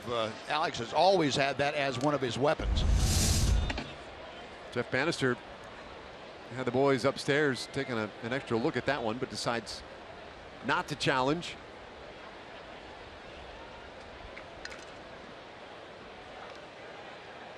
This is Jeffrey Marte pinch hitting for Nick Buss, and he sneaks it through to left field. So a base hit for the pinch hitter, and the Angels have a couple of men on in the 6th. Now Marte just got a pitch that stayed up from Alex Claudio. Looked like was the fastball that stayed in a hittable area for Marte.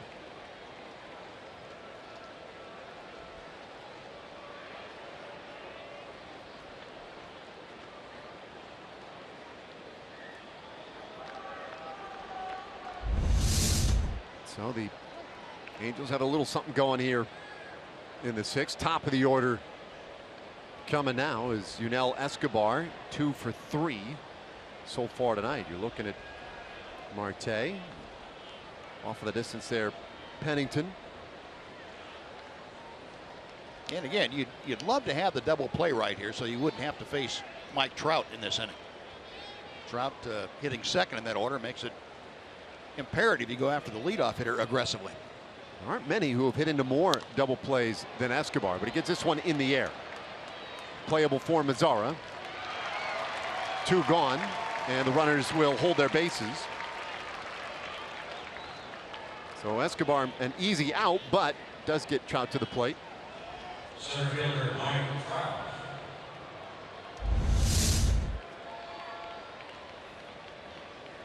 Escobar, you get him out in his front foot, there's not a whole lot left to hit with. That's true of most hitters, unless you get to be a Mike Trout or an Albert Pujols. A good job by Alex Claudio of changing the speeds and the locations well enough. So Trout, he's been quiet so far tonight. In fact, Rangers have done a good job of containing him lately, at least in this month. He did have an RBI triple yesterday. Only one other matchup against Alex Claudio, and that resulted in a Mike Trout double. This time he starts him off with strike 1. Pennington second, Marte first, and it is a 5-3 Rangers lead. The most dangerous Angel at the plate. Big, strong right-handed hitter, and he'll hammer that one, but foul. Long strike, and the count 0-2.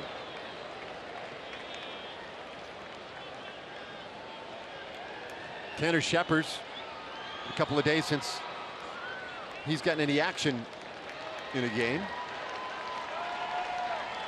Boy, even down in the count, you have to respect Mike Trout. 288 average, ninth best. You just hope that right now he's over anxious. To be quite honest, you know, and throw something out of the strike zone, see if you can get him to chase it. You've got the luxury of an 0-2 count, so you can be a little bit circumspect about how close to the strike zone you come with it. The 0-2. You know, he walks a lot. His on-base percentage the best there is. He's got 103 walks this year. But Trout does, to your point, he does strike out 127 times this year. Yep. So he will chase.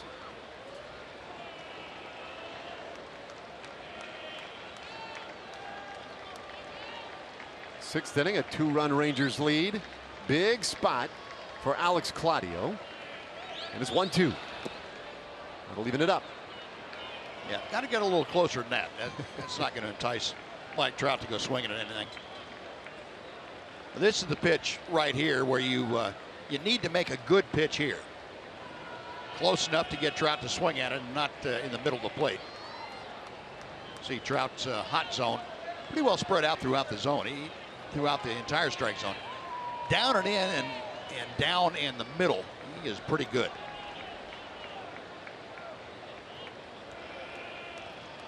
Let's see what Claudio dials up right here.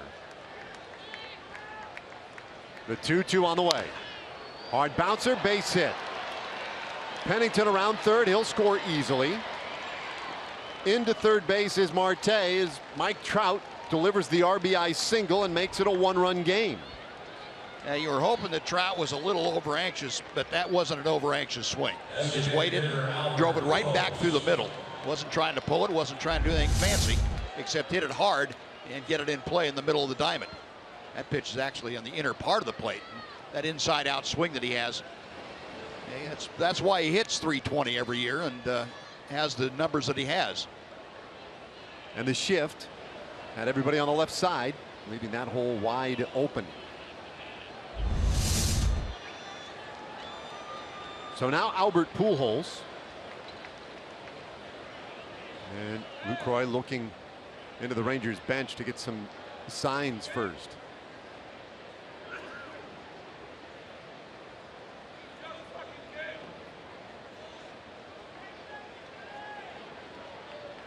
Odor shades back over toward his traditional spot at second base. Yeah, and you know, Pujols with nobody on base, you shade him around to the left, but where he can hurt you with a base hit, you have to have somebody on the right side of the diamond, somebody to play in the second base area. Albert will take that ground ball that way every time up if you give it to him. Yes, for all his power numbers over the years, and they are impressive, right up there among the handful of greats who have ever played the game. He is a very skilled hitter. And the RBI has a lot of value to him, like it does every good run producer. But he's in a hole here, 0-2.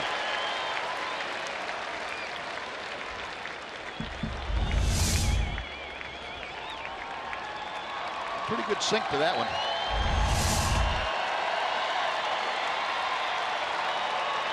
Well, there's still something about retiring Pujols in a big spot. Men on the corners, the 0-2. And it's outside. 1 ball, 2 strikes to the big right-handed slugger. Now this season against off-speed pitches, better away. Again, it just depends on what's going through his mind. He can cover the entire strike zone, but that's what he's done this year against off-speed pitches against left-handers. 0 for 2 tonight, and wouldn't chase it this time. He did go after that pitch earlier. This time laid off. C.J. Cron would be next for the Angels. Ideally, Claudio would have him leading off the 7th. There's Cron. Yeah, I'm not sure Alex is going to face C.J. Cron no matter what. Angels on the corners. The 2-2. Pujols swings and misses. Strike 3. Claudio punches him out to end the threat in the 6th. To the last of the 6th we go. Rangers holding on to the 1-run lead.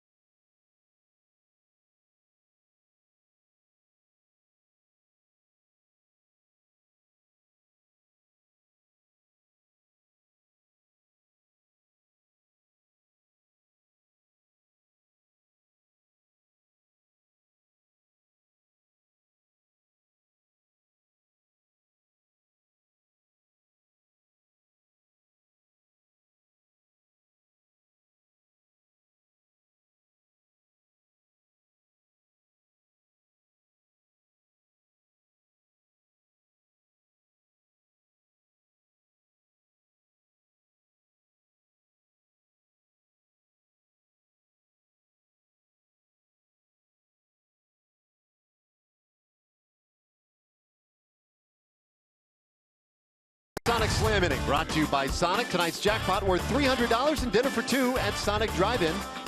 If a Ranger hits a home run this inning, Billy Joyce Watson from Athens, Texas wins 300 smackaroos. And if a Ranger hits a grand slam this inning, well, Billy Joyce wins $25,000. You can register at any participating Sonic restaurant. So, out on the line here in the 6th inning. And Jose Valdez comes on in relief for the Angels. Yeah, Jose Valdez coming out of the bullpen for the 21st time this year for the Angels. 1-3, a .450 earned run average. League not found a way to solve him very well. Just a .197 batting average. Hard-throwing right-hander who you may remember from last year when he was with the Detroit Tigers briefly. He'll get Elvis Andrus to start this 6th inning. Elvis 1 for 2. And he jumps ahead here. 2 balls, no strikes.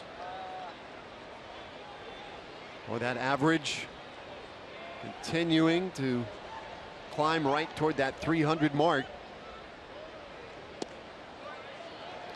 It's 3-0. The only time Elvis has faced Valdez in the past resulted in a walk. So he's in familiar territory. Well, the Angels just scored a run in the top of the 6th. You see Keone Kela apparently ready and likely to come on in the 7th inning. 3-1 now, the count to Elvis. But the Angels just scoring a run a moment ago. Got back in the game a little bit. For Valdez, that'd be an unwise move to put the leadoff man on via the walk. And he gave him a pitch right there that Elvis just missed. Elvis. Yeah, look at Elvis. Oh, how did I miss that?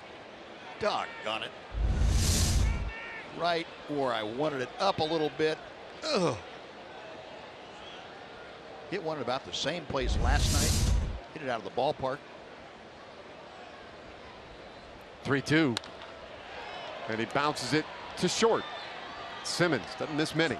And he takes care of his opposite number. 1 away in the 6th inning. Now to the top of the order for Carlos Gomez. Now Jose Valdez last year with the Tigers made his big league debut the end of July at Baltimore. Ended up pitching in 7 games for the Tigers last year. 0-1 record, earned run average of 4 this year.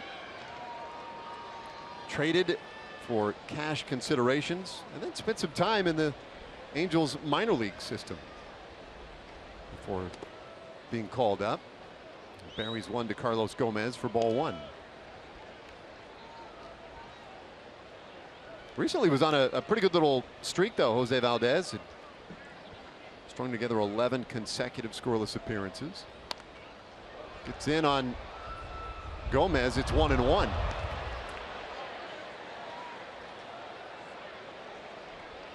If you were a pitcher in the Angels organization this year, you probably got your opportunity. Had a pretty good chance to move somewhere. Probably up. Yeah. Boy, it has been a nightmare for the entire organization for the Angels. And I'm associated, losing guys at the big league level, that's one thing. That's, part of the deal. But losing them at AAA and even AA the way the Angels have, it's been an incredibly bad year. Bad luck year. This ball hit sharply. Base hit into center for Gomez. His 3rd base hit of the night. So he just continues to rake out of that leadoff spot. And we go down to Emily Jones. Well, guys, even though the number of regular season games continues to dwindle, as does that magic number, the birthday boy Ian Desmond says it's very important to stay the course and not deviate. It's the same, but I mean, the same for me is always wanting to fine tune. I think, that's why baseball is so great. You can pretty much fine tune something every game. The never satisfied attitude, just continue, like I said, just continue to do what we've been doing and play the way that we play. Focus on ourselves and try to prepare the best we can every day. And aggressive is the way that they've played, which we saw right there, guys. Well, yeah, thanks, Emily. How about that play?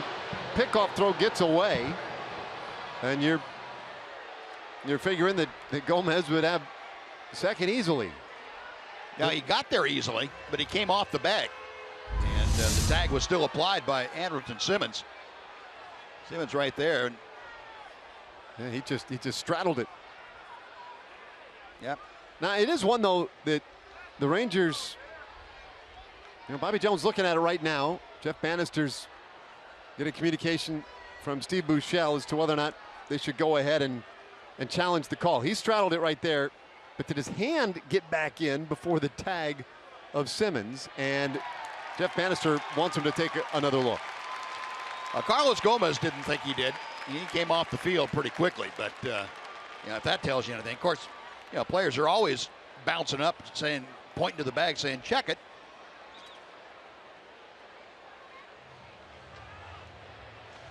Yeah, very difficult for us to see the various angles we've looked at so far.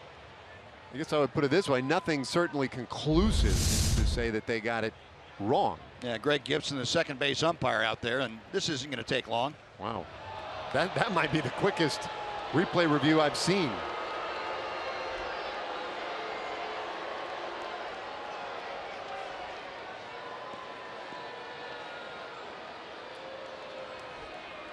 So they erase Gomez for the second out of the inning.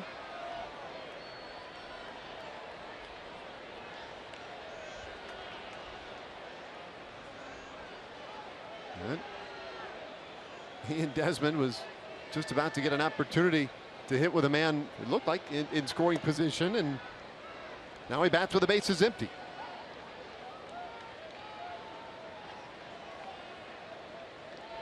That's a tough one. Gomez, I'm sure he figured, well, I'm going to be out here all by myself. They're not even going to bother. Ball's probably not going to get here for another 5 minutes. But just that split second off the base, and he's gone. Now, lately, he's been hitting to that highlighted area.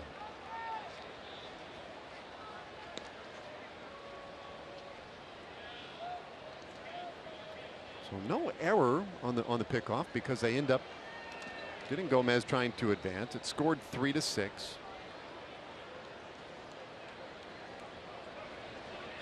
Two 2-1 to Desmond. And now he's one bad pitch away from working a walk here. It'd be nice to put together a little 2-out rally after that unfortunate play at second, just to remind the Angels that, hey, we've still got Mo on our side. We can get it done. And it'd be nice to get that guy to the plate with somebody on. And it's going to be a full count. Rangers with 11 hits so far tonight. They continue to work in this 6th inning. They have made a lot of loud contact on Daniel Wright, Cody E.G. Now Jose Valdez. The payoff pitch. Be another one for Desmond to follow. 31st birthday today for Ian.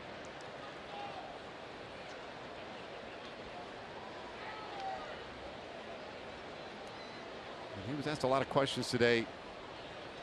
Emily showing us some of the footage there, talking about making adjustments over the course of the season as a hitter. Hits this ball hard right field again. Ortega on the run, and he'll reach down and scoop it up for the final out of the inning. No runs, a hit, nobody left, and we go to the 7th with a 1-run lead.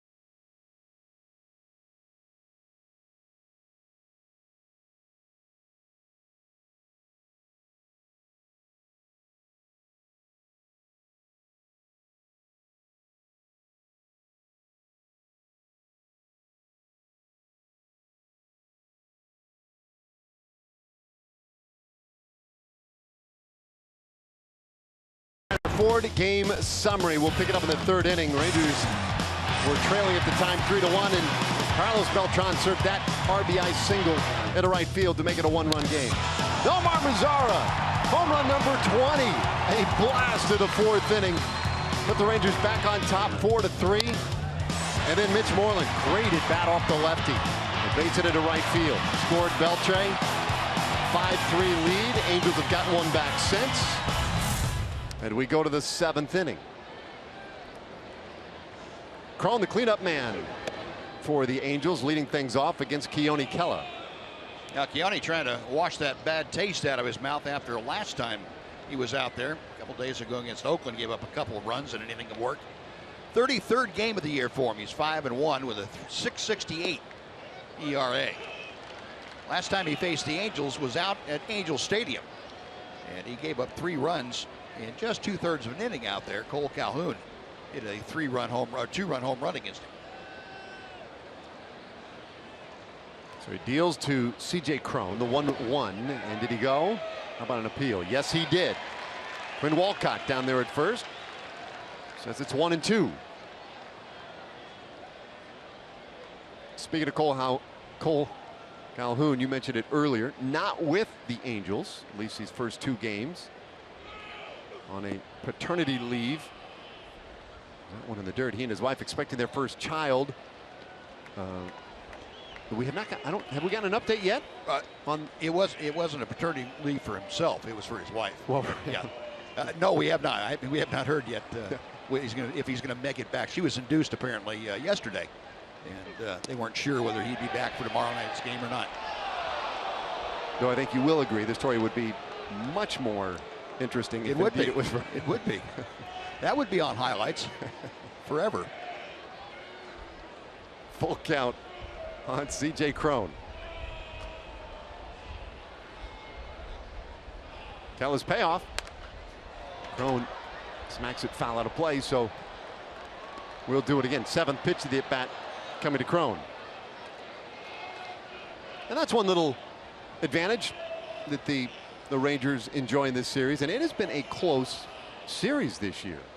Rangers now with 9 wins to Anaheim's 8 after last night's heartstopper.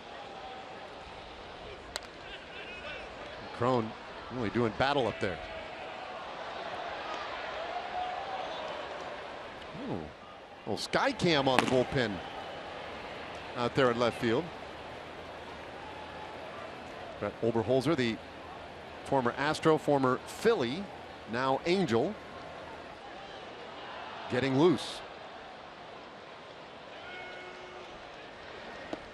Once again, the payoff, and this time Cron works the walk, and that's how we begin the 7th inning. Shortstop Andrelton Simmons. So Kella loses the first man he faces, and now we'll get a pinch runner, Shane Robinson, taking over for Cron. For Los Angeles, number 17, Shane Robinson, running first base. Shane Robinson, number 17. Andrelton Simmons will be the hitter.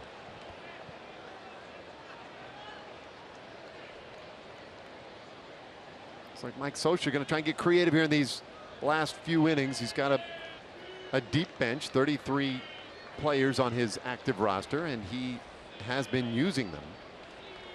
And he's got a guy up there in Simmons who handles the bat very well. As a matter of fact, he is one of the better hitters in the Angels club as far as hitting the ball the other way. And with a runner at first now, you have good speed over there. Runner is going, and the throw to second is in time. They just got him on the back leg. Lucroy throws out his 37th would-be base stealer of the year. And Mike Scioscia, former catcher himself, says, hang on, I'm not giving it up that easily. That's one of those ones to the naked eye. I didn't think there was any way that Elvis could make that catch and apply the tag. We'll see if the naked eye is right or not. I believe he did. I believe he got that tag on. Let's see. Oh, yeah. He did. Right in the belt. Yeah. Great pickup by Elvis and a good quick throw by Jonathan Lucroy.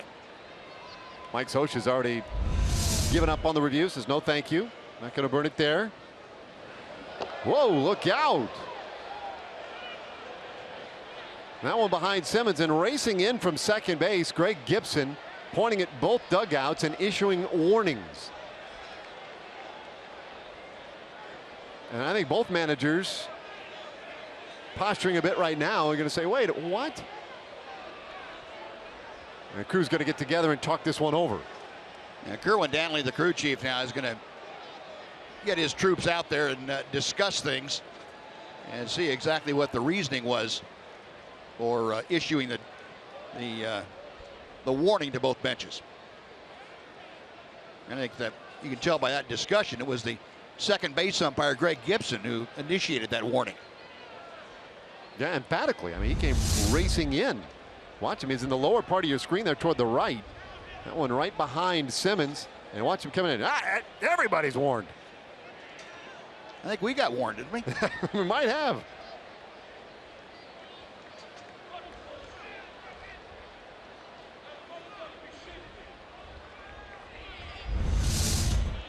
Some clear displeasure on that ruling. And the pitch to Simmons in there for a strike.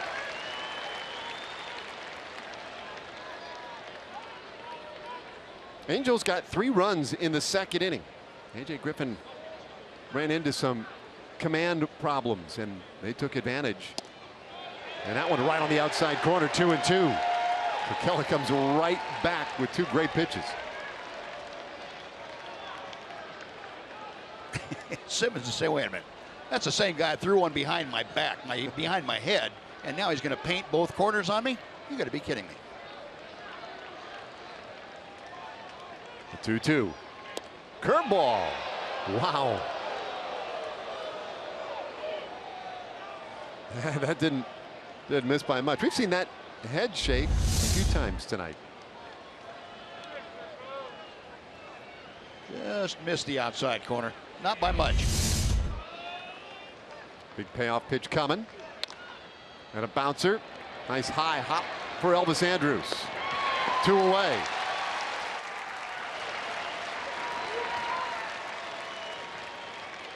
So good job coming back by Keone Kela. And it brings up Rafael Ortega.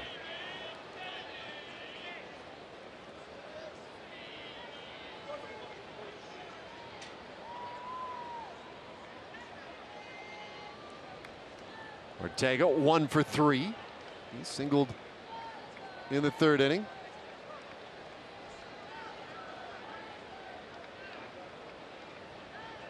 Kela, the 4th Rangers pitcher tonight. And some good heat for a strike. Nick Martinez, excellent job tonight. 3 1/3 scoreless. Alex Claudio gave up a run in the 6th, though an error behind him made it an unearned run. Now Kela trying to put a goose egg up in the 7th. And ahead here 0-2 on Ortega. Well, that's doubly tough on a hitter. You start that 97-mile-an-hour fastball right at the top of the zone. It gets called a strike, and you start a hammer that's going straight down. It's the same spot, and it ends up knee-high. They're both strikes. Gives him a lot of options here. His 0-2. And more heat. This is the middle game of this 3-game series. Magic number for the Rangers coming into play tonight, 3. If they can win this one, that'll take it down to 2, and then we will see results on the coast, how that may affect the magic number further. 0-2. This one's fouled off.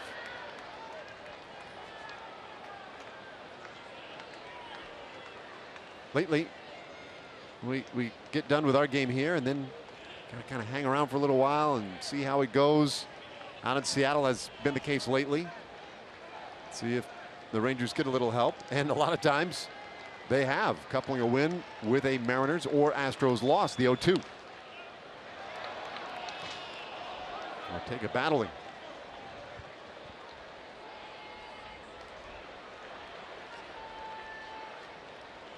.216 average this year, 1 home run, 10 RBIs. He was a late inning defensive sub yesterday. Today with the start in right field.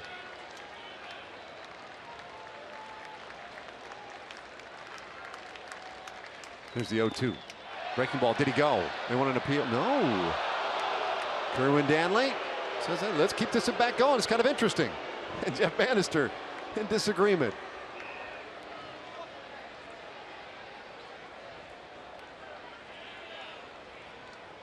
Astros and A's tonight out in Oakland. That game scoreless. Bottom of the 2nd inning at the Coliseum. Blue Jays and Mariners. Bottom of the 2nd in Seattle. No score. Kela to the plate. It stays 1-2. The feeling these two guys could do this all night. Kela with 21 pitches in the inning. And a lot of them to this guy, Rafael Ortega. Fans trying to help Kela out here. That one just a little bit wide. 2-2.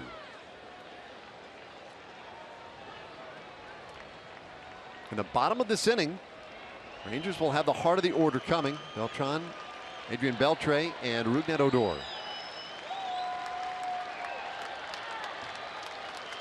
2-2 pitch. Off the handle. Tough spot out there in short center. Andrus is out, and he'll make the catch. And another great play by the Rangers shortstop. Elvis Andrus reels that one in. And we go to the bottom of the 7th.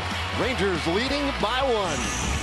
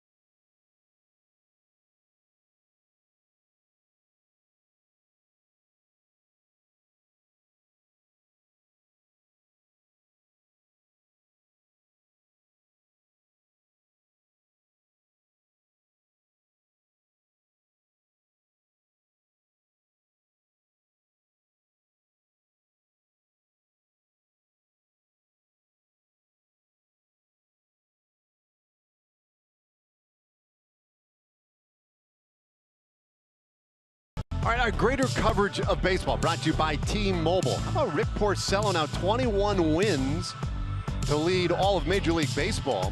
And it's been a long time, 14 years. In fact, only the 35th 20-win season in Red Sox history, dating back to 1901. That sort of surprises me. Mets leading the Giants and the Cardinals by a game of the wild card of the National League. St. Louis with a lead in the 5th inning against Colorado. The Giants and Dodgers scoreless in the 2nd, but that one will come down to the 9th inning anyway. Mets lost to, or rather losing to the Braves, 5-4 in 9th inning. But I mean, great wild card race in the National League as well. So here, bottom of the 7th inning. Part of the order as Brett Oberholzer has come on. And the first pitch is lined sharply out to left field, but Marte makes the play. One away. Third baseman, Adrian Beltre. Just come in as we take a look at the numbers for Brett Oberholzer. Well, Oberholzer's been around for a while. 33 games this year for the Angels and company. Just a couple of starts. 3-3 with a .588, and opponents hitting an even 300 against him. Ji-Man Choi, the new first baseman for the Angels. And a strike called to Adrian Beltre. 1 for 2. Was hit by a pitch his last time in. Scored a run.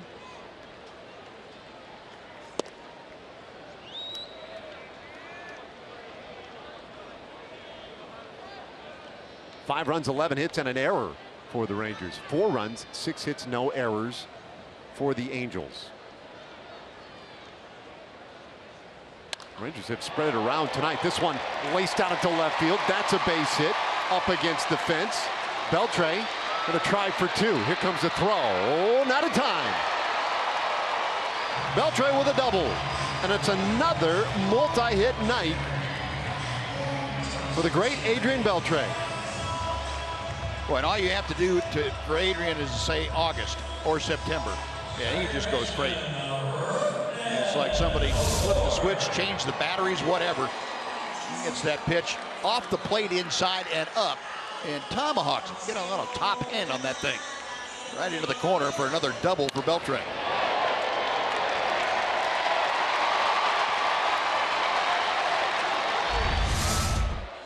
"12 Ranger hits, and they have all been really solid.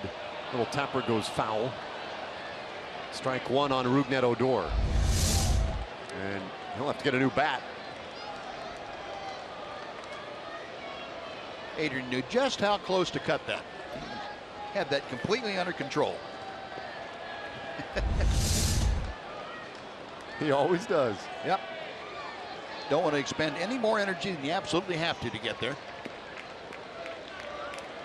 Well, he represents a pretty big run right now. It's a 5-4 Rangers lead. And getting him home right now would go a long way toward making Jeff Bannister and company just a little more comfortable.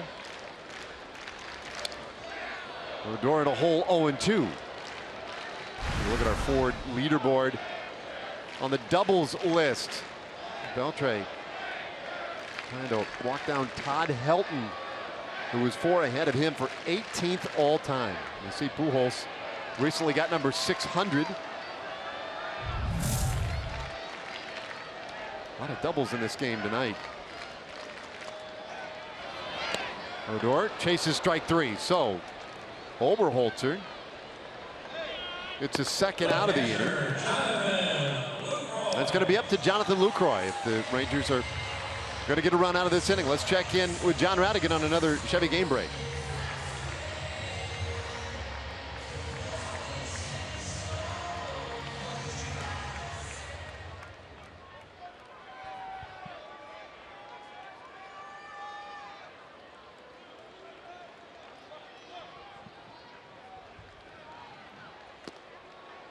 All right, thanks, John. And Lucroy is going to be intentionally walked.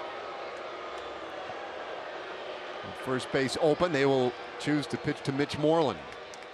They go lefty on lefty.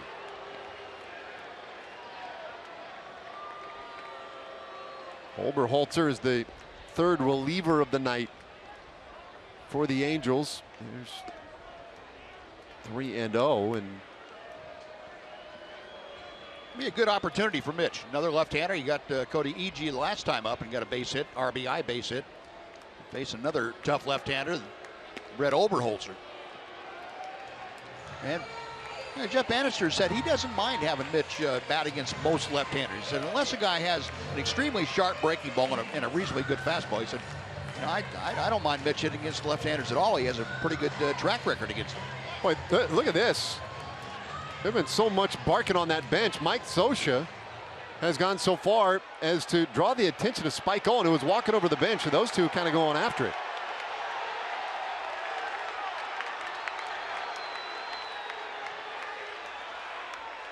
That was interesting. Spike just started wandering over to that railing, and Scioscia, who's normally positioned on that top step, had shimmied himself down the rail a little bit, and well, he has not been shy tonight.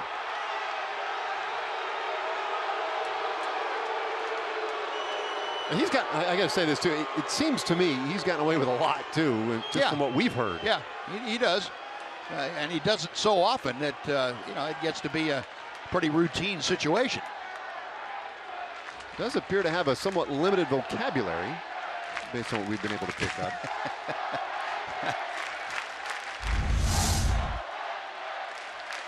So now watch, left of your screen, Spike, something got his attention. He said, what, me? Are you talking to me? Can't be serious. You must be talking to me. I'm the only one over here.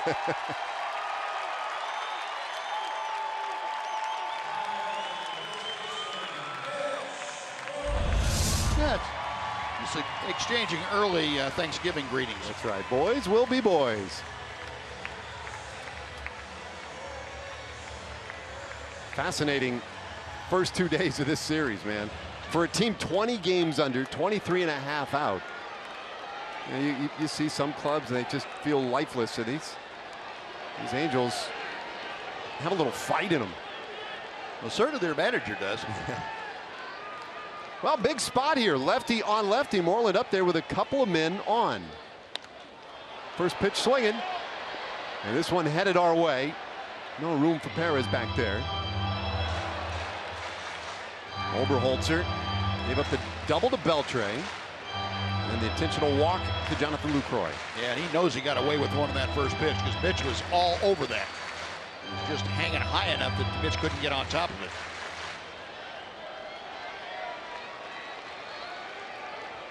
.22 long balls for Moreland. He delivered a big RBI single in the fifth.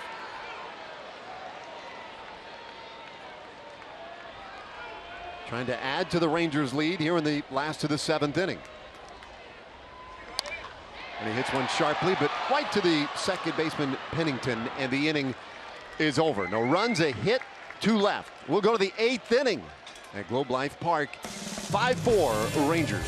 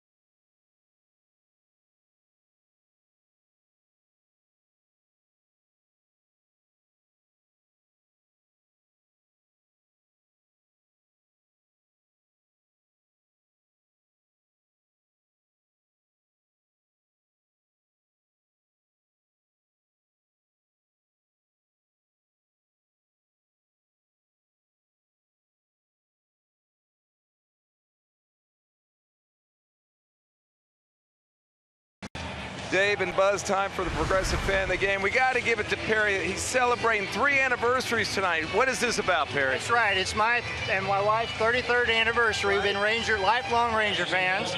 Well, almost all our lives. But these two behind us, these 4 have been lifelong Ranger fans. Give it up for the 2-year anniversary, 1-year anniversary, and 33 for us. You decided to take the girls and the guys to the game. Congratulations. There you go. I know you've been taking your girls since they were knee-high. Since they were babies. There we go. Well, congratulations, Progressive Fan of the Game. Anything else you'd like to say? Go Rangers. Let's clinch it. All right, appreciate it. Dave. Yes, let's go. Wow. Well, we said the magic number was 3. Yeah, that's right. Well, here's Jake Diekman now in the 8th inning. Jake back out there in his 63rd appearance of the year. He coming off a couple of pretty good outings. He's unscored upon in his last 3. And he's worked 2 1/3 without giving up much of anything, just a couple of hits. So he has gotten himself scored back around. He's a very important man. The Rangers trying to get him going in the positive direction here going down the stretch. It's the bottom third of the order in this 8th inning. Gregorio Petit hitting here for Pennington.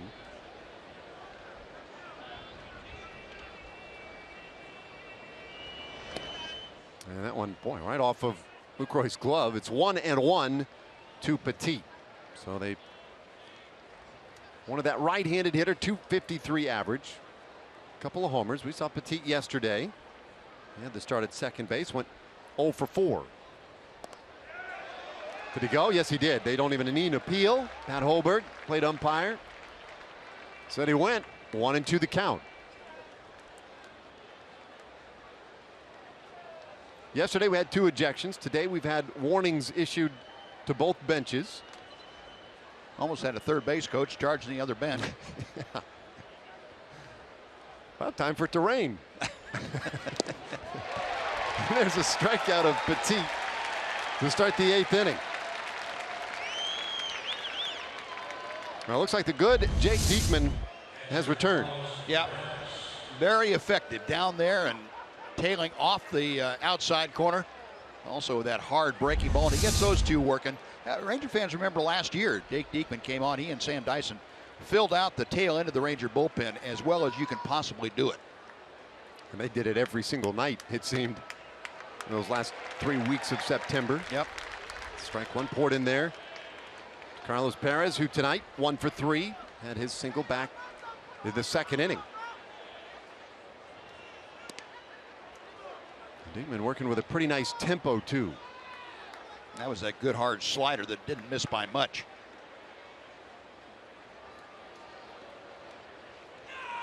Good play, Perez straight away. I would think left-handers would have no luck against picking up the ball. Jake Diekman. It looks like he probably looks like he's throwing from behind him someplace, like right around second base. Steps toward the first base side of the straight line and got those big long arms. It looks like he's spread out all over the place.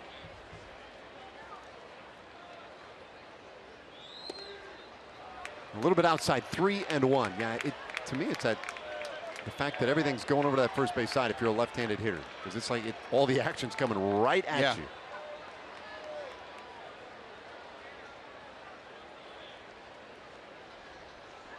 Petit, though, now working with the advantage, and he will work the walk. Yesterday, the Rangers did not walk 1 Angel,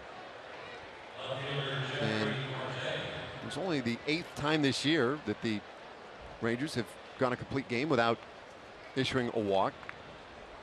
Today they have allowed a number of them. Let's see, 4, 5, 6. Anyway, a bunch. Cowart, the pinch runner.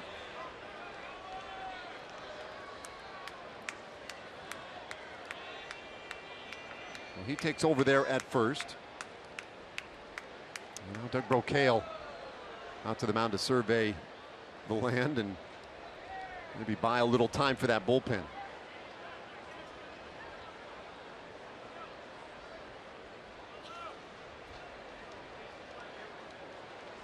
And just making sure they have the right information about Marte, and Don't forget about Coward at first base, who runs pretty well. Tanner Shepard, who had been up earlier in the game, now back up and throwing again here in the 8th inning.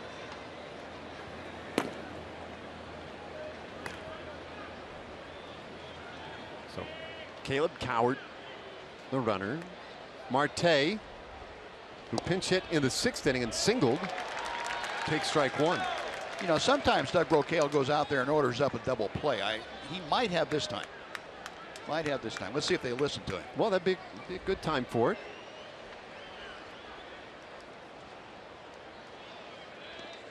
Field set up for 1.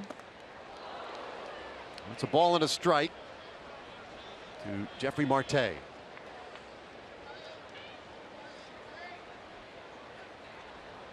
Marte, one of the 19 players Buzz referenced earlier, 19 different Angels who have played left field in the last 2 seasons.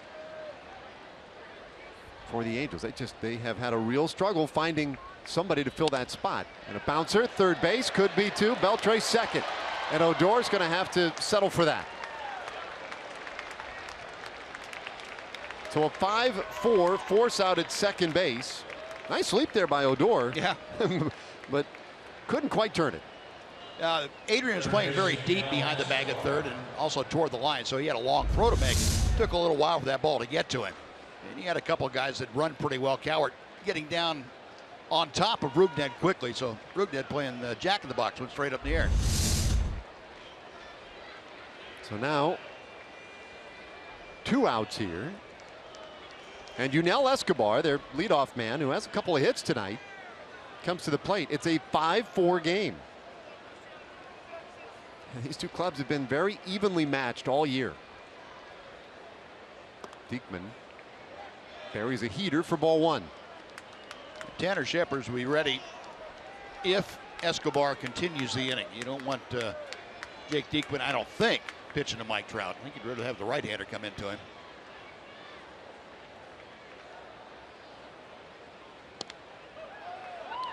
2-0.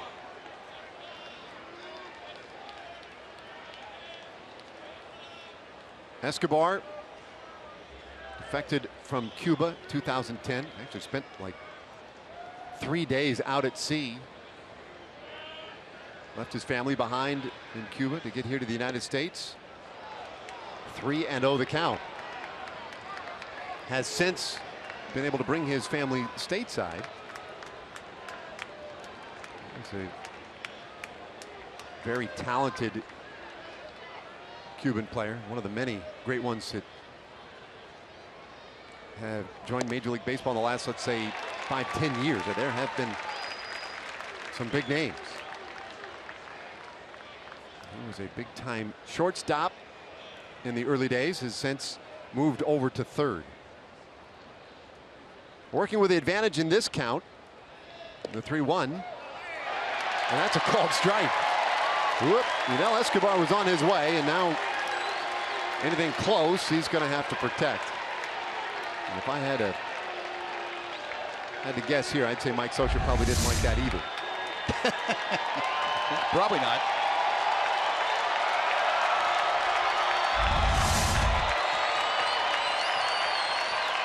Well, here's a big pitch. And that one lined right field, base hit. Good start from Marte. He's at third. Ron Renicky throws up the stop sign.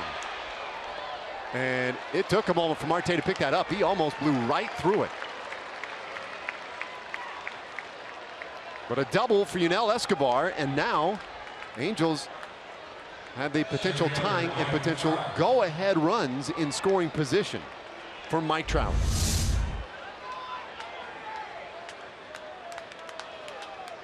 Escobar, very, very good up and out over the plate, and that's exactly what he got from Jake Diekman.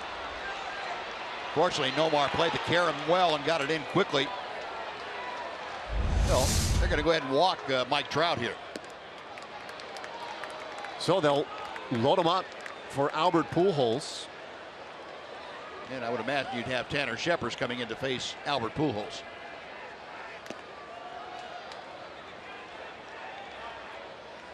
No sense in messing around with Trout. Tanner Shepard and has been loosening for quite some time now.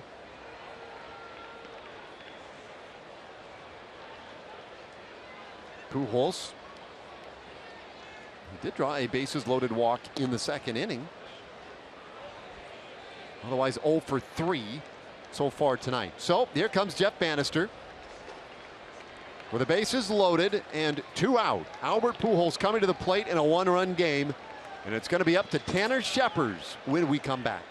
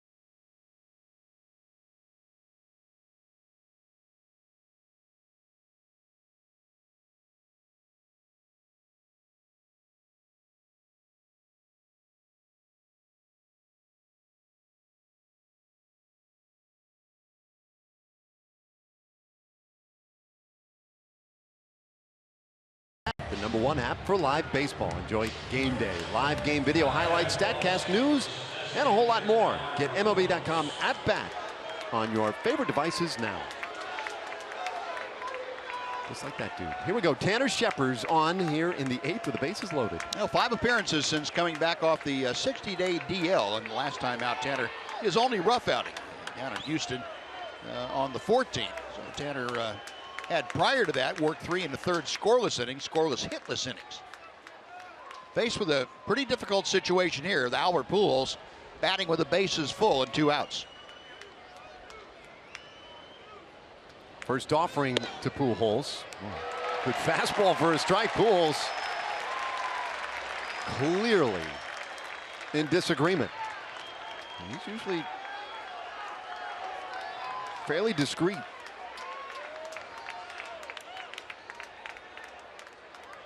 Runners everywhere. Scheppers with that good fastball, and now comes back and blows another one by him, and now the count 0-2. This is why Scheppers becomes such a very compelling late add this season for the Rangers. Now you get that 95, 96, 97 mile an hour fastball back in the strike zone the way that Tanner had it 3 years ago, and you got yourself another piece into that bullpen. Protecting a 1-run lead against Pujols, and it's outside.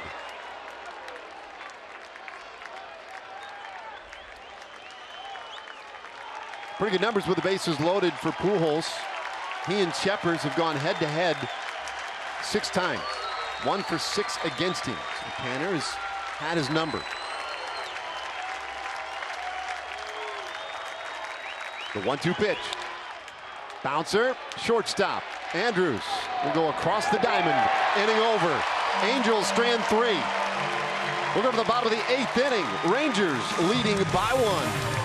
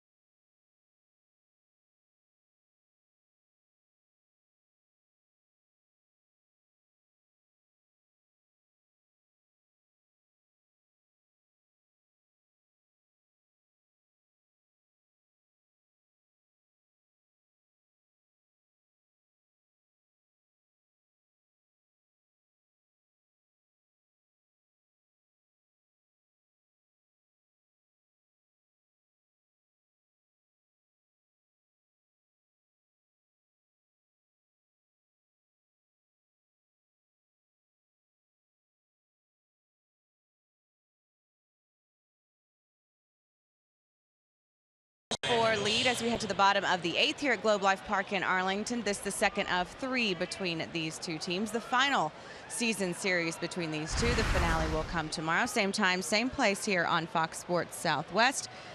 There you see the pitching principals in this one. Jared Weaver with a stellar record against Texas of late. Derek Holland, meantime, 1-1 with that 2.55 ERA versus the Angels this season. Those two getting the ball for their respective team tomorrow in the finale. Spring game gets going at 6:30. First pitch around 7 o'clock.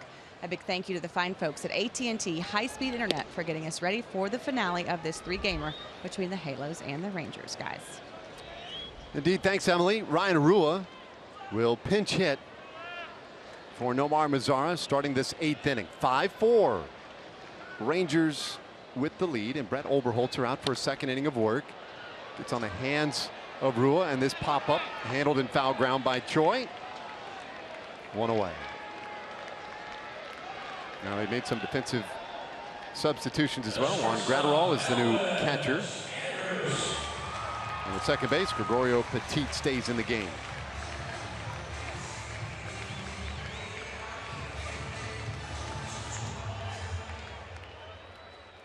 Andrews 1 for 3. Coming up now, and there you see Sam Dyson getting ready for the 9th inning. Strike 1 to Andrews. By the way, in that 9th inning, Escobar, Trout, and Pujols were the last 3 batters faced in the 8th. That's huge. 1-1. Oh. Interesting game tonight. Rangers struck first, but then the Angels with that 3-run burst in the 2nd made it feel like it might be a very different night. But the Rangers offense, they put together several rallies today. Runs in the 3rd, 4th, 5th innings. Yeah, and once Nick Martinez came in and shut down the Angels for the 1st inning and the 3rd that he worked, and showed the ball club that, hey, they're not going to score a whole lot more. So let's just get the lead and go from there. That's exactly what the offense did. They were pretty relentless again tonight. Uh-oh. Warnings were already issued. Scioscia's been ejected. Yeah. Oberholzer out. It's almost like this is exactly what Scioscia wanted. Now he can come out and argue for real. No, there's no argument there. It's automatic. I mean, what can he possibly be arguing? It's a pretty clear rule. Well, what he's arguing is, why did you give a warning in the first place? Which is kind of a moot point now. So he's going to get his pound of flesh. Yep.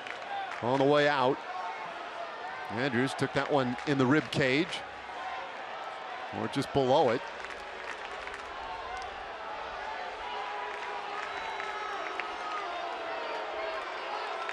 Doing most of the talking to second base umpire Greg Gibson. You remember that when the warning was issued, it was Gibson from his position out in the infield behind second that came running in and was pointing to everybody and throwing people out or giving warnings right and left. And he pointed up here. He pointed to all the cameramen and said, "You're warned."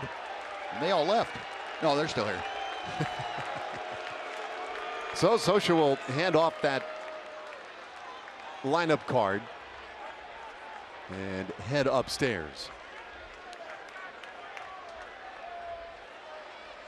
Eventually. As soon as he figures out who's going to come in and pitch for him. Yeah, that's the other issue, because Oberholzer done as well.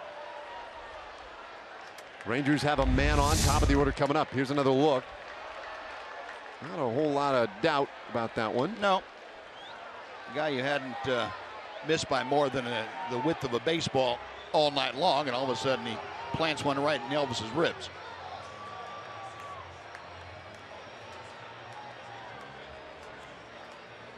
And Pat Hobart says, and you know where you're going. We'd established that earlier. Boy, that thing, man. I don't know how Elvis able to turn and smile at him, but he did. And the new pitcher coming on. We'll take a break. When we return, Rangers lead by 1 in the 8th.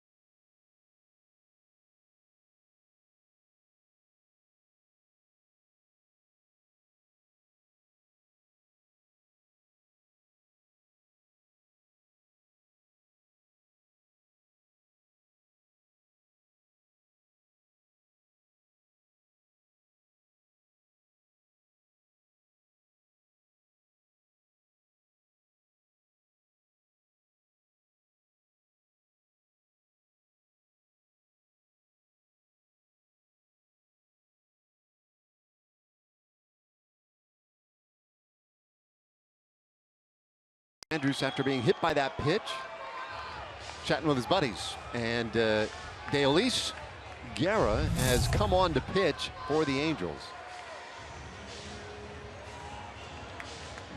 Deolis Guerra, oft-used right-hander for Mike Scioscia's club. 41st appearance of the year. 3-0 coming out of the bullpen with a 3.20 ERA. Guerra, just 7 walks and 36 strikeouts this year is around the plate. If he starts hitting people, then you know something is awry. Now Guerra, a 27-year-old out of Venezuela, was with the Pirates last year. Made his major league debut initially in 2015 in 10 ball games in Pittsburgh. Well, he started the year on the disabled list. He had an appendectomy in late March that delayed the start of the season for him. In fact, he didn't get going until that first week of May at AAA Salt Lake. And has since been able to work his way to the big club. And as you say, off-used, he might consider changing his name to Everyday Elise Guerra, because that last road trip he pitched 3 times. It came home on a short homestand, pitched in 5 games on that homestand. Did not work yesterday, the opening of this road trip, but here we see him tonight.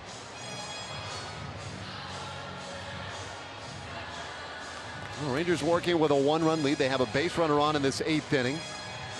Had 2 ejections in last night's game. 2 more ejections here tonight. Brett Oberholzer for the Angels and their manager Mike Scioscia.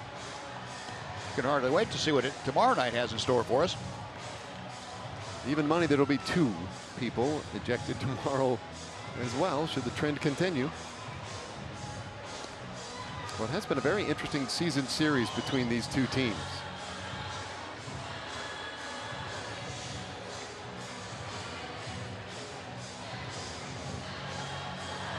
Kind of review what we have seen today. Nick Martinez was on the mound. Andrelton Simmons was at the plate. And how about that play?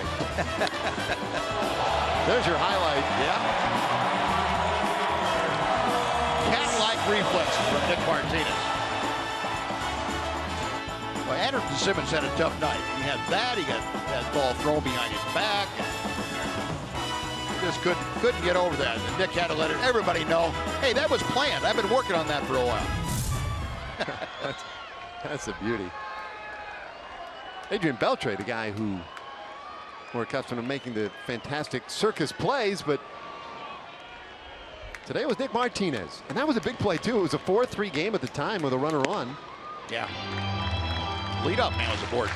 We were looking for a double play or something to, because there was a leadoff walk in that inning. Right. Did not feel good, but then that changed the complexion of the game. I mean, it really was an exciting, fun highlight, but a very critical play in the game. Carlos Gomez takes it, hides 2-0. Now we also want to keep you updated on what's going on the West Coast. Seattle has the lead now, 4th inning.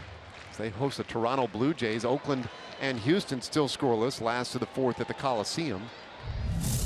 Those 2 tied at the moment behind the Rangers in the division. Both 9.5 games out. Rangers' magic number coming into play tonight was 3. Now, if they can win this game, then it goes down to 2. If both the Astros and the Mariners lose tonight, then that magic number goes all the way down to 1. And it's 2-1 now on Carlos Gomez, and that would give the Rangers an opportunity then to control their own fate tomorrow here at home with regard to clinching the AL West division title.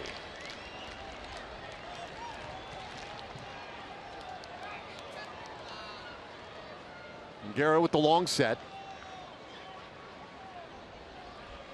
Gomez waiting patiently and finally bloops this one back up first. Tough play for Ji-Man Choi, and he boxed it.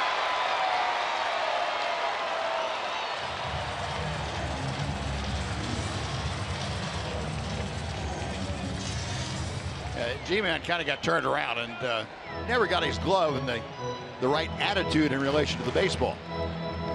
Was trying to make a catch like the ball was coming to him instead of going away from it.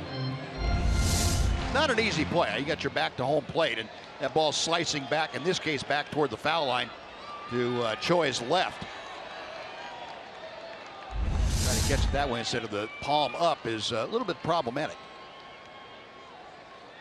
Good lead for Andrews. 2-2. Gomez will get another one. Carlos has seen some pitches tonight. A 3-hit night out of that leadoff spot. Yeah. Yeah. How about that? 4 3-hit games this season. It was a roll of the dice, just kind of a gamble.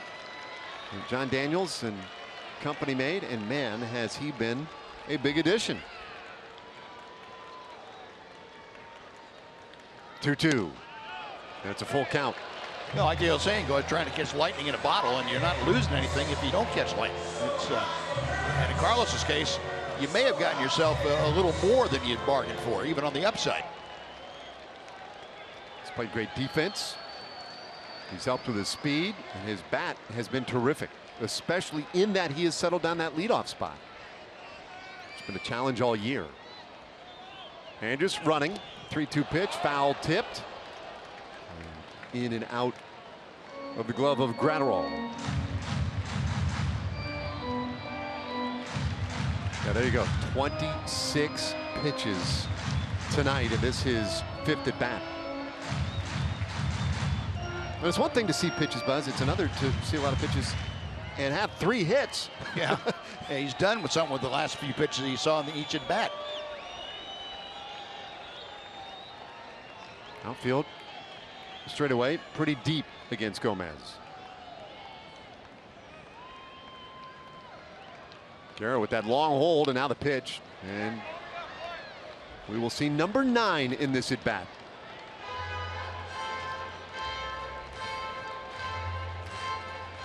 Carlos, sometimes you'll see him kiss his bat, and sometimes sniff it. He wants to smell that burn.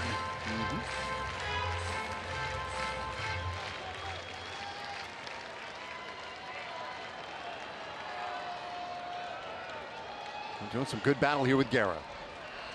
5th pitcher of the night for the Angels, and this time they would like to try and keep Elvis just a little closer to first base. He's been off and running on the 3-2 pitch last couple of times.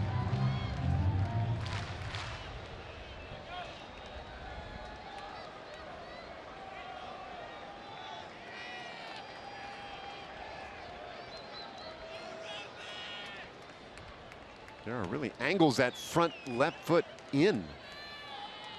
It's an awkward looking stance. There's a swing, and that ball's hit well out toward right center, but Ortega able to angle over and make the play. 2 out.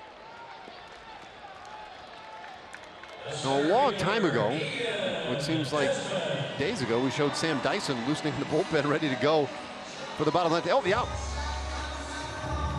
And you can see, he'll see the 4, 5, and 6 hitters now as the lineup is currently set. G-Man Choi, Andrelton Simmons, and then Rafael Ortega. But there are some options for the Angels off the bench.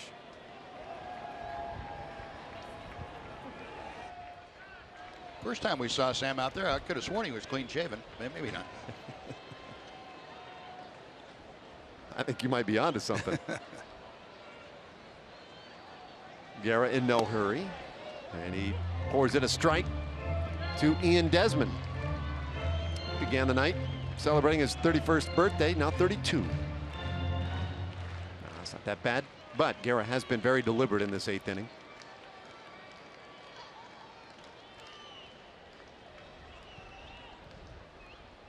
Base hit his first time in.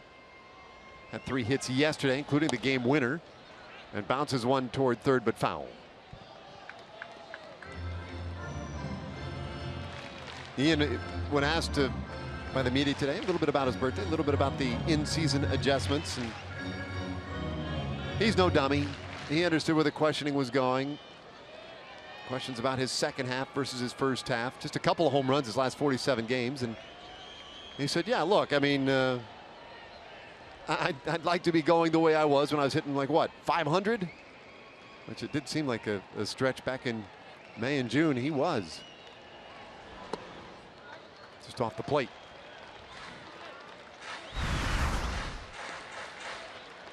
Taking a look at game-winning RBIs this year. And there are at least, well, 18 of them have contributed to game-winning RBI. But Ian Desmond, those 12, there was a time, Buzz, where that was 12 of probably 24. I mean, he had so many of them early on. Yeah, there was a time when he was leading the league in game-winning RBI. 1-2 pitch. And it'll square on Desmond.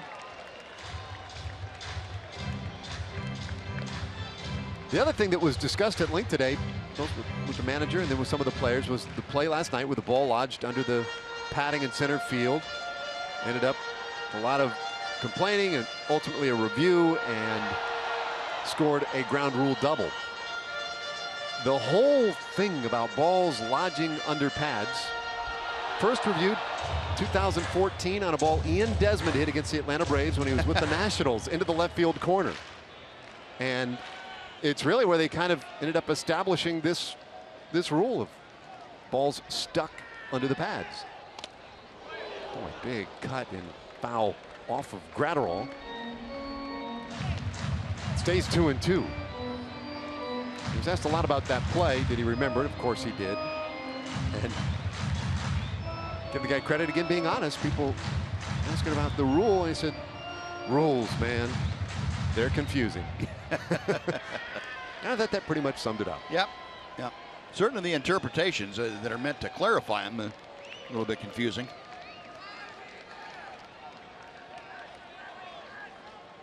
Guerra's 2-2 pitch. And a half swing bouncer to third. Desmond retired for the final out of the inning. So the Rangers can't tack on anything in the eighth. We go to the ninth. It's Sam Dyson time.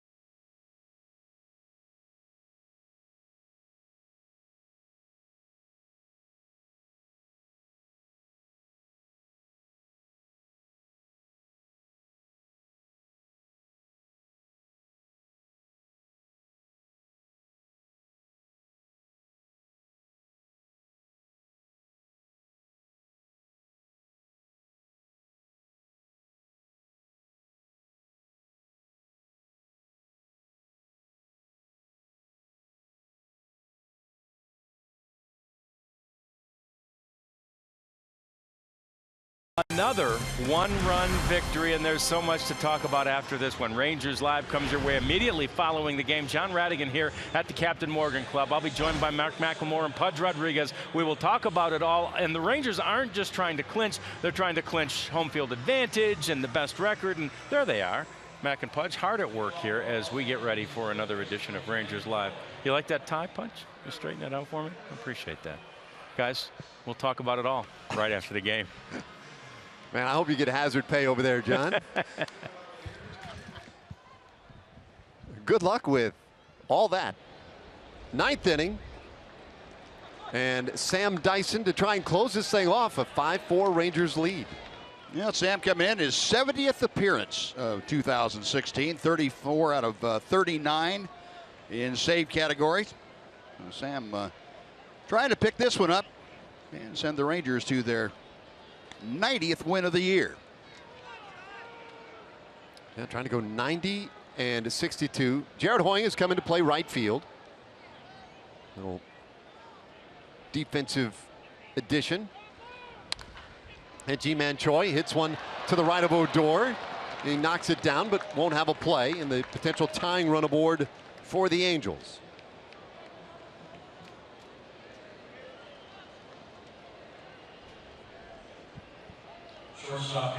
Base hit for Choi. No, he hit it sharply, and Rudnett got a good jump on it. He's playing over in the hole, so he had a ways to go. Knocked it down, couldn't get it to stay close enough to have a shot at Choi. Well, I feel like we've worked hard at this one all night, Buzz, but the Rangers could really use a double play right here. A little tight to Simmons, who is 0 for 4. Now, he did hit into a double play. Look at the last 10 games for Dyson. That will do. That's fine-tuning toward the right time of year.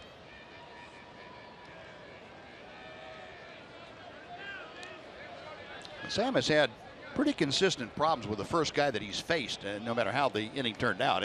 First guy has been problematic for him, and that's one of those bugaboos that you scratch your head about and say, okay, what do I do about it? There's no easy answer. 1-1 to Simmons. But a tough night for him. I said he hit into a double play. Well, the double play he hit into in the 5th inning was an unlikely double play, and the type you just don't see very often. A backhanded stab by Nick Martinez on a rocket back up the middle. Beltre fairly close to the line at third and pulled in. And it's 2-1 on Simmons. 15 times Simmons has been the victim of a double play. As a team, the Angels have hit into 142. Most in baseball.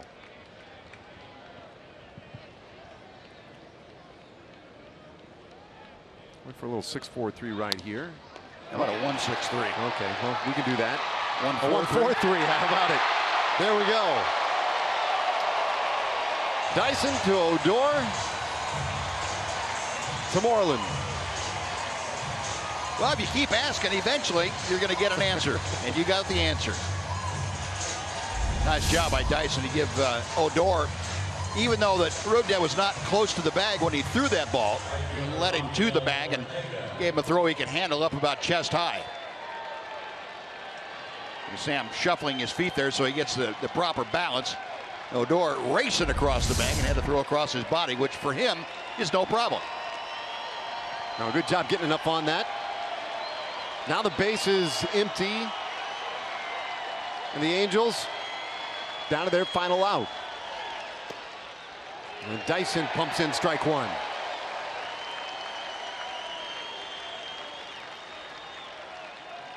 Trying to get that magic number down to 2.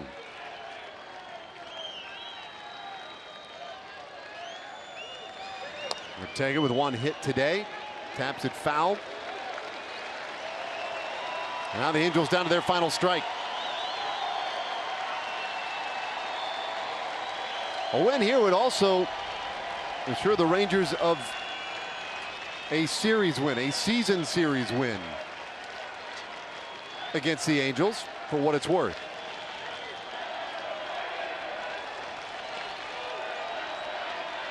Haven't had one of those in a couple of years, so it'd be worth quite a bit. Breaking ball, got him! And the magic number is 2.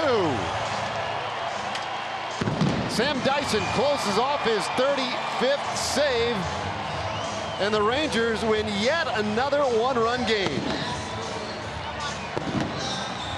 Smiles all around. And another comeback win for the Rangers tonight. They trailed 3-1 in the 2nd inning. And able to come back and for the 47th time this year, put a comeback win in the books. And number 90 for the year. That's great. Great to hear that, don't you? few times in Ranger history have they climbed the 90-win plateau, and 4 of the 7 times have come since 2010 for the Rangers. 90 wins with 10 games left to play in the regular season. And now the scoreboard watching for the rest of the evening, at least for the fans who will want to keep up with what the Mariners and the Astros may be doing out west. Because with the magic number down to 2, it could get all the way down to 1 later tonight. Well, Sam helping himself out, giving Odor a throw he can handle. Get that double play with Simmons running. That was the big play of that 9th inning. And then the backdoor slider that caught Ortega looking, and that'll do it. That wraps it up for Sam Dyson's 35th save and 40 opportunities. Handshakes all around for Jeff Bannister's guys. Great win tonight for the Rangers, and we go down to the field with Emily Jones. Here with Nomar Mazara. Nomar, another 1-run game for you guys. The way you play till the last out, kind of the characteristic of this team. What's it like to be a part of down the stretch run? I mean, it's always fun to win, you know, especially the bullpen did a great job today. And like I say, at the end of the day, all it matters is get the W. For you, you've talked about this being your rookie season. This is the first time you're being a part of it. What are you doing differently right now to make sure you're handling your business the right way? I'm just showing up to the ballpark, working hard every day. And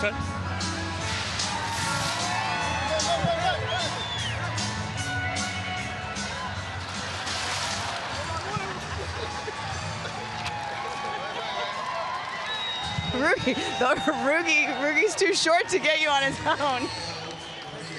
Rookie needed the assist there, didn't he? Yeah, I mean. You're kind of tall. Yeah. He's not very tall. No, he's not. Yeah. So he needed the cooler. All right, Nomar, for you, started out so hot. Then it seemed like there were some adjustments taking place, but you appear to be finding, you know, making those adjustments on your end work. What's been the key there? Like I said, just coming to the ballpark every day, trying to work hard every day, and try to make, like, try to work on those little things that the pitcher making the adjustment on. And yeah, just go out there and don't try to do too much and try to put the ball in play. What kind of view did you have of that play by Nick Martinez? What's that? What kind of view did you have of that play by Nick Martinez? That was probably in the top 10 in all year, though. That was a hell of a play, though. Thanks, Nomar. Up top, we appreciate it. Nomar Mazara, we'll send it back up to you guys. Thanks, Emily. Indeed, quite a play by Nick Martinez, who got the win in relief. Back with more in just a moment.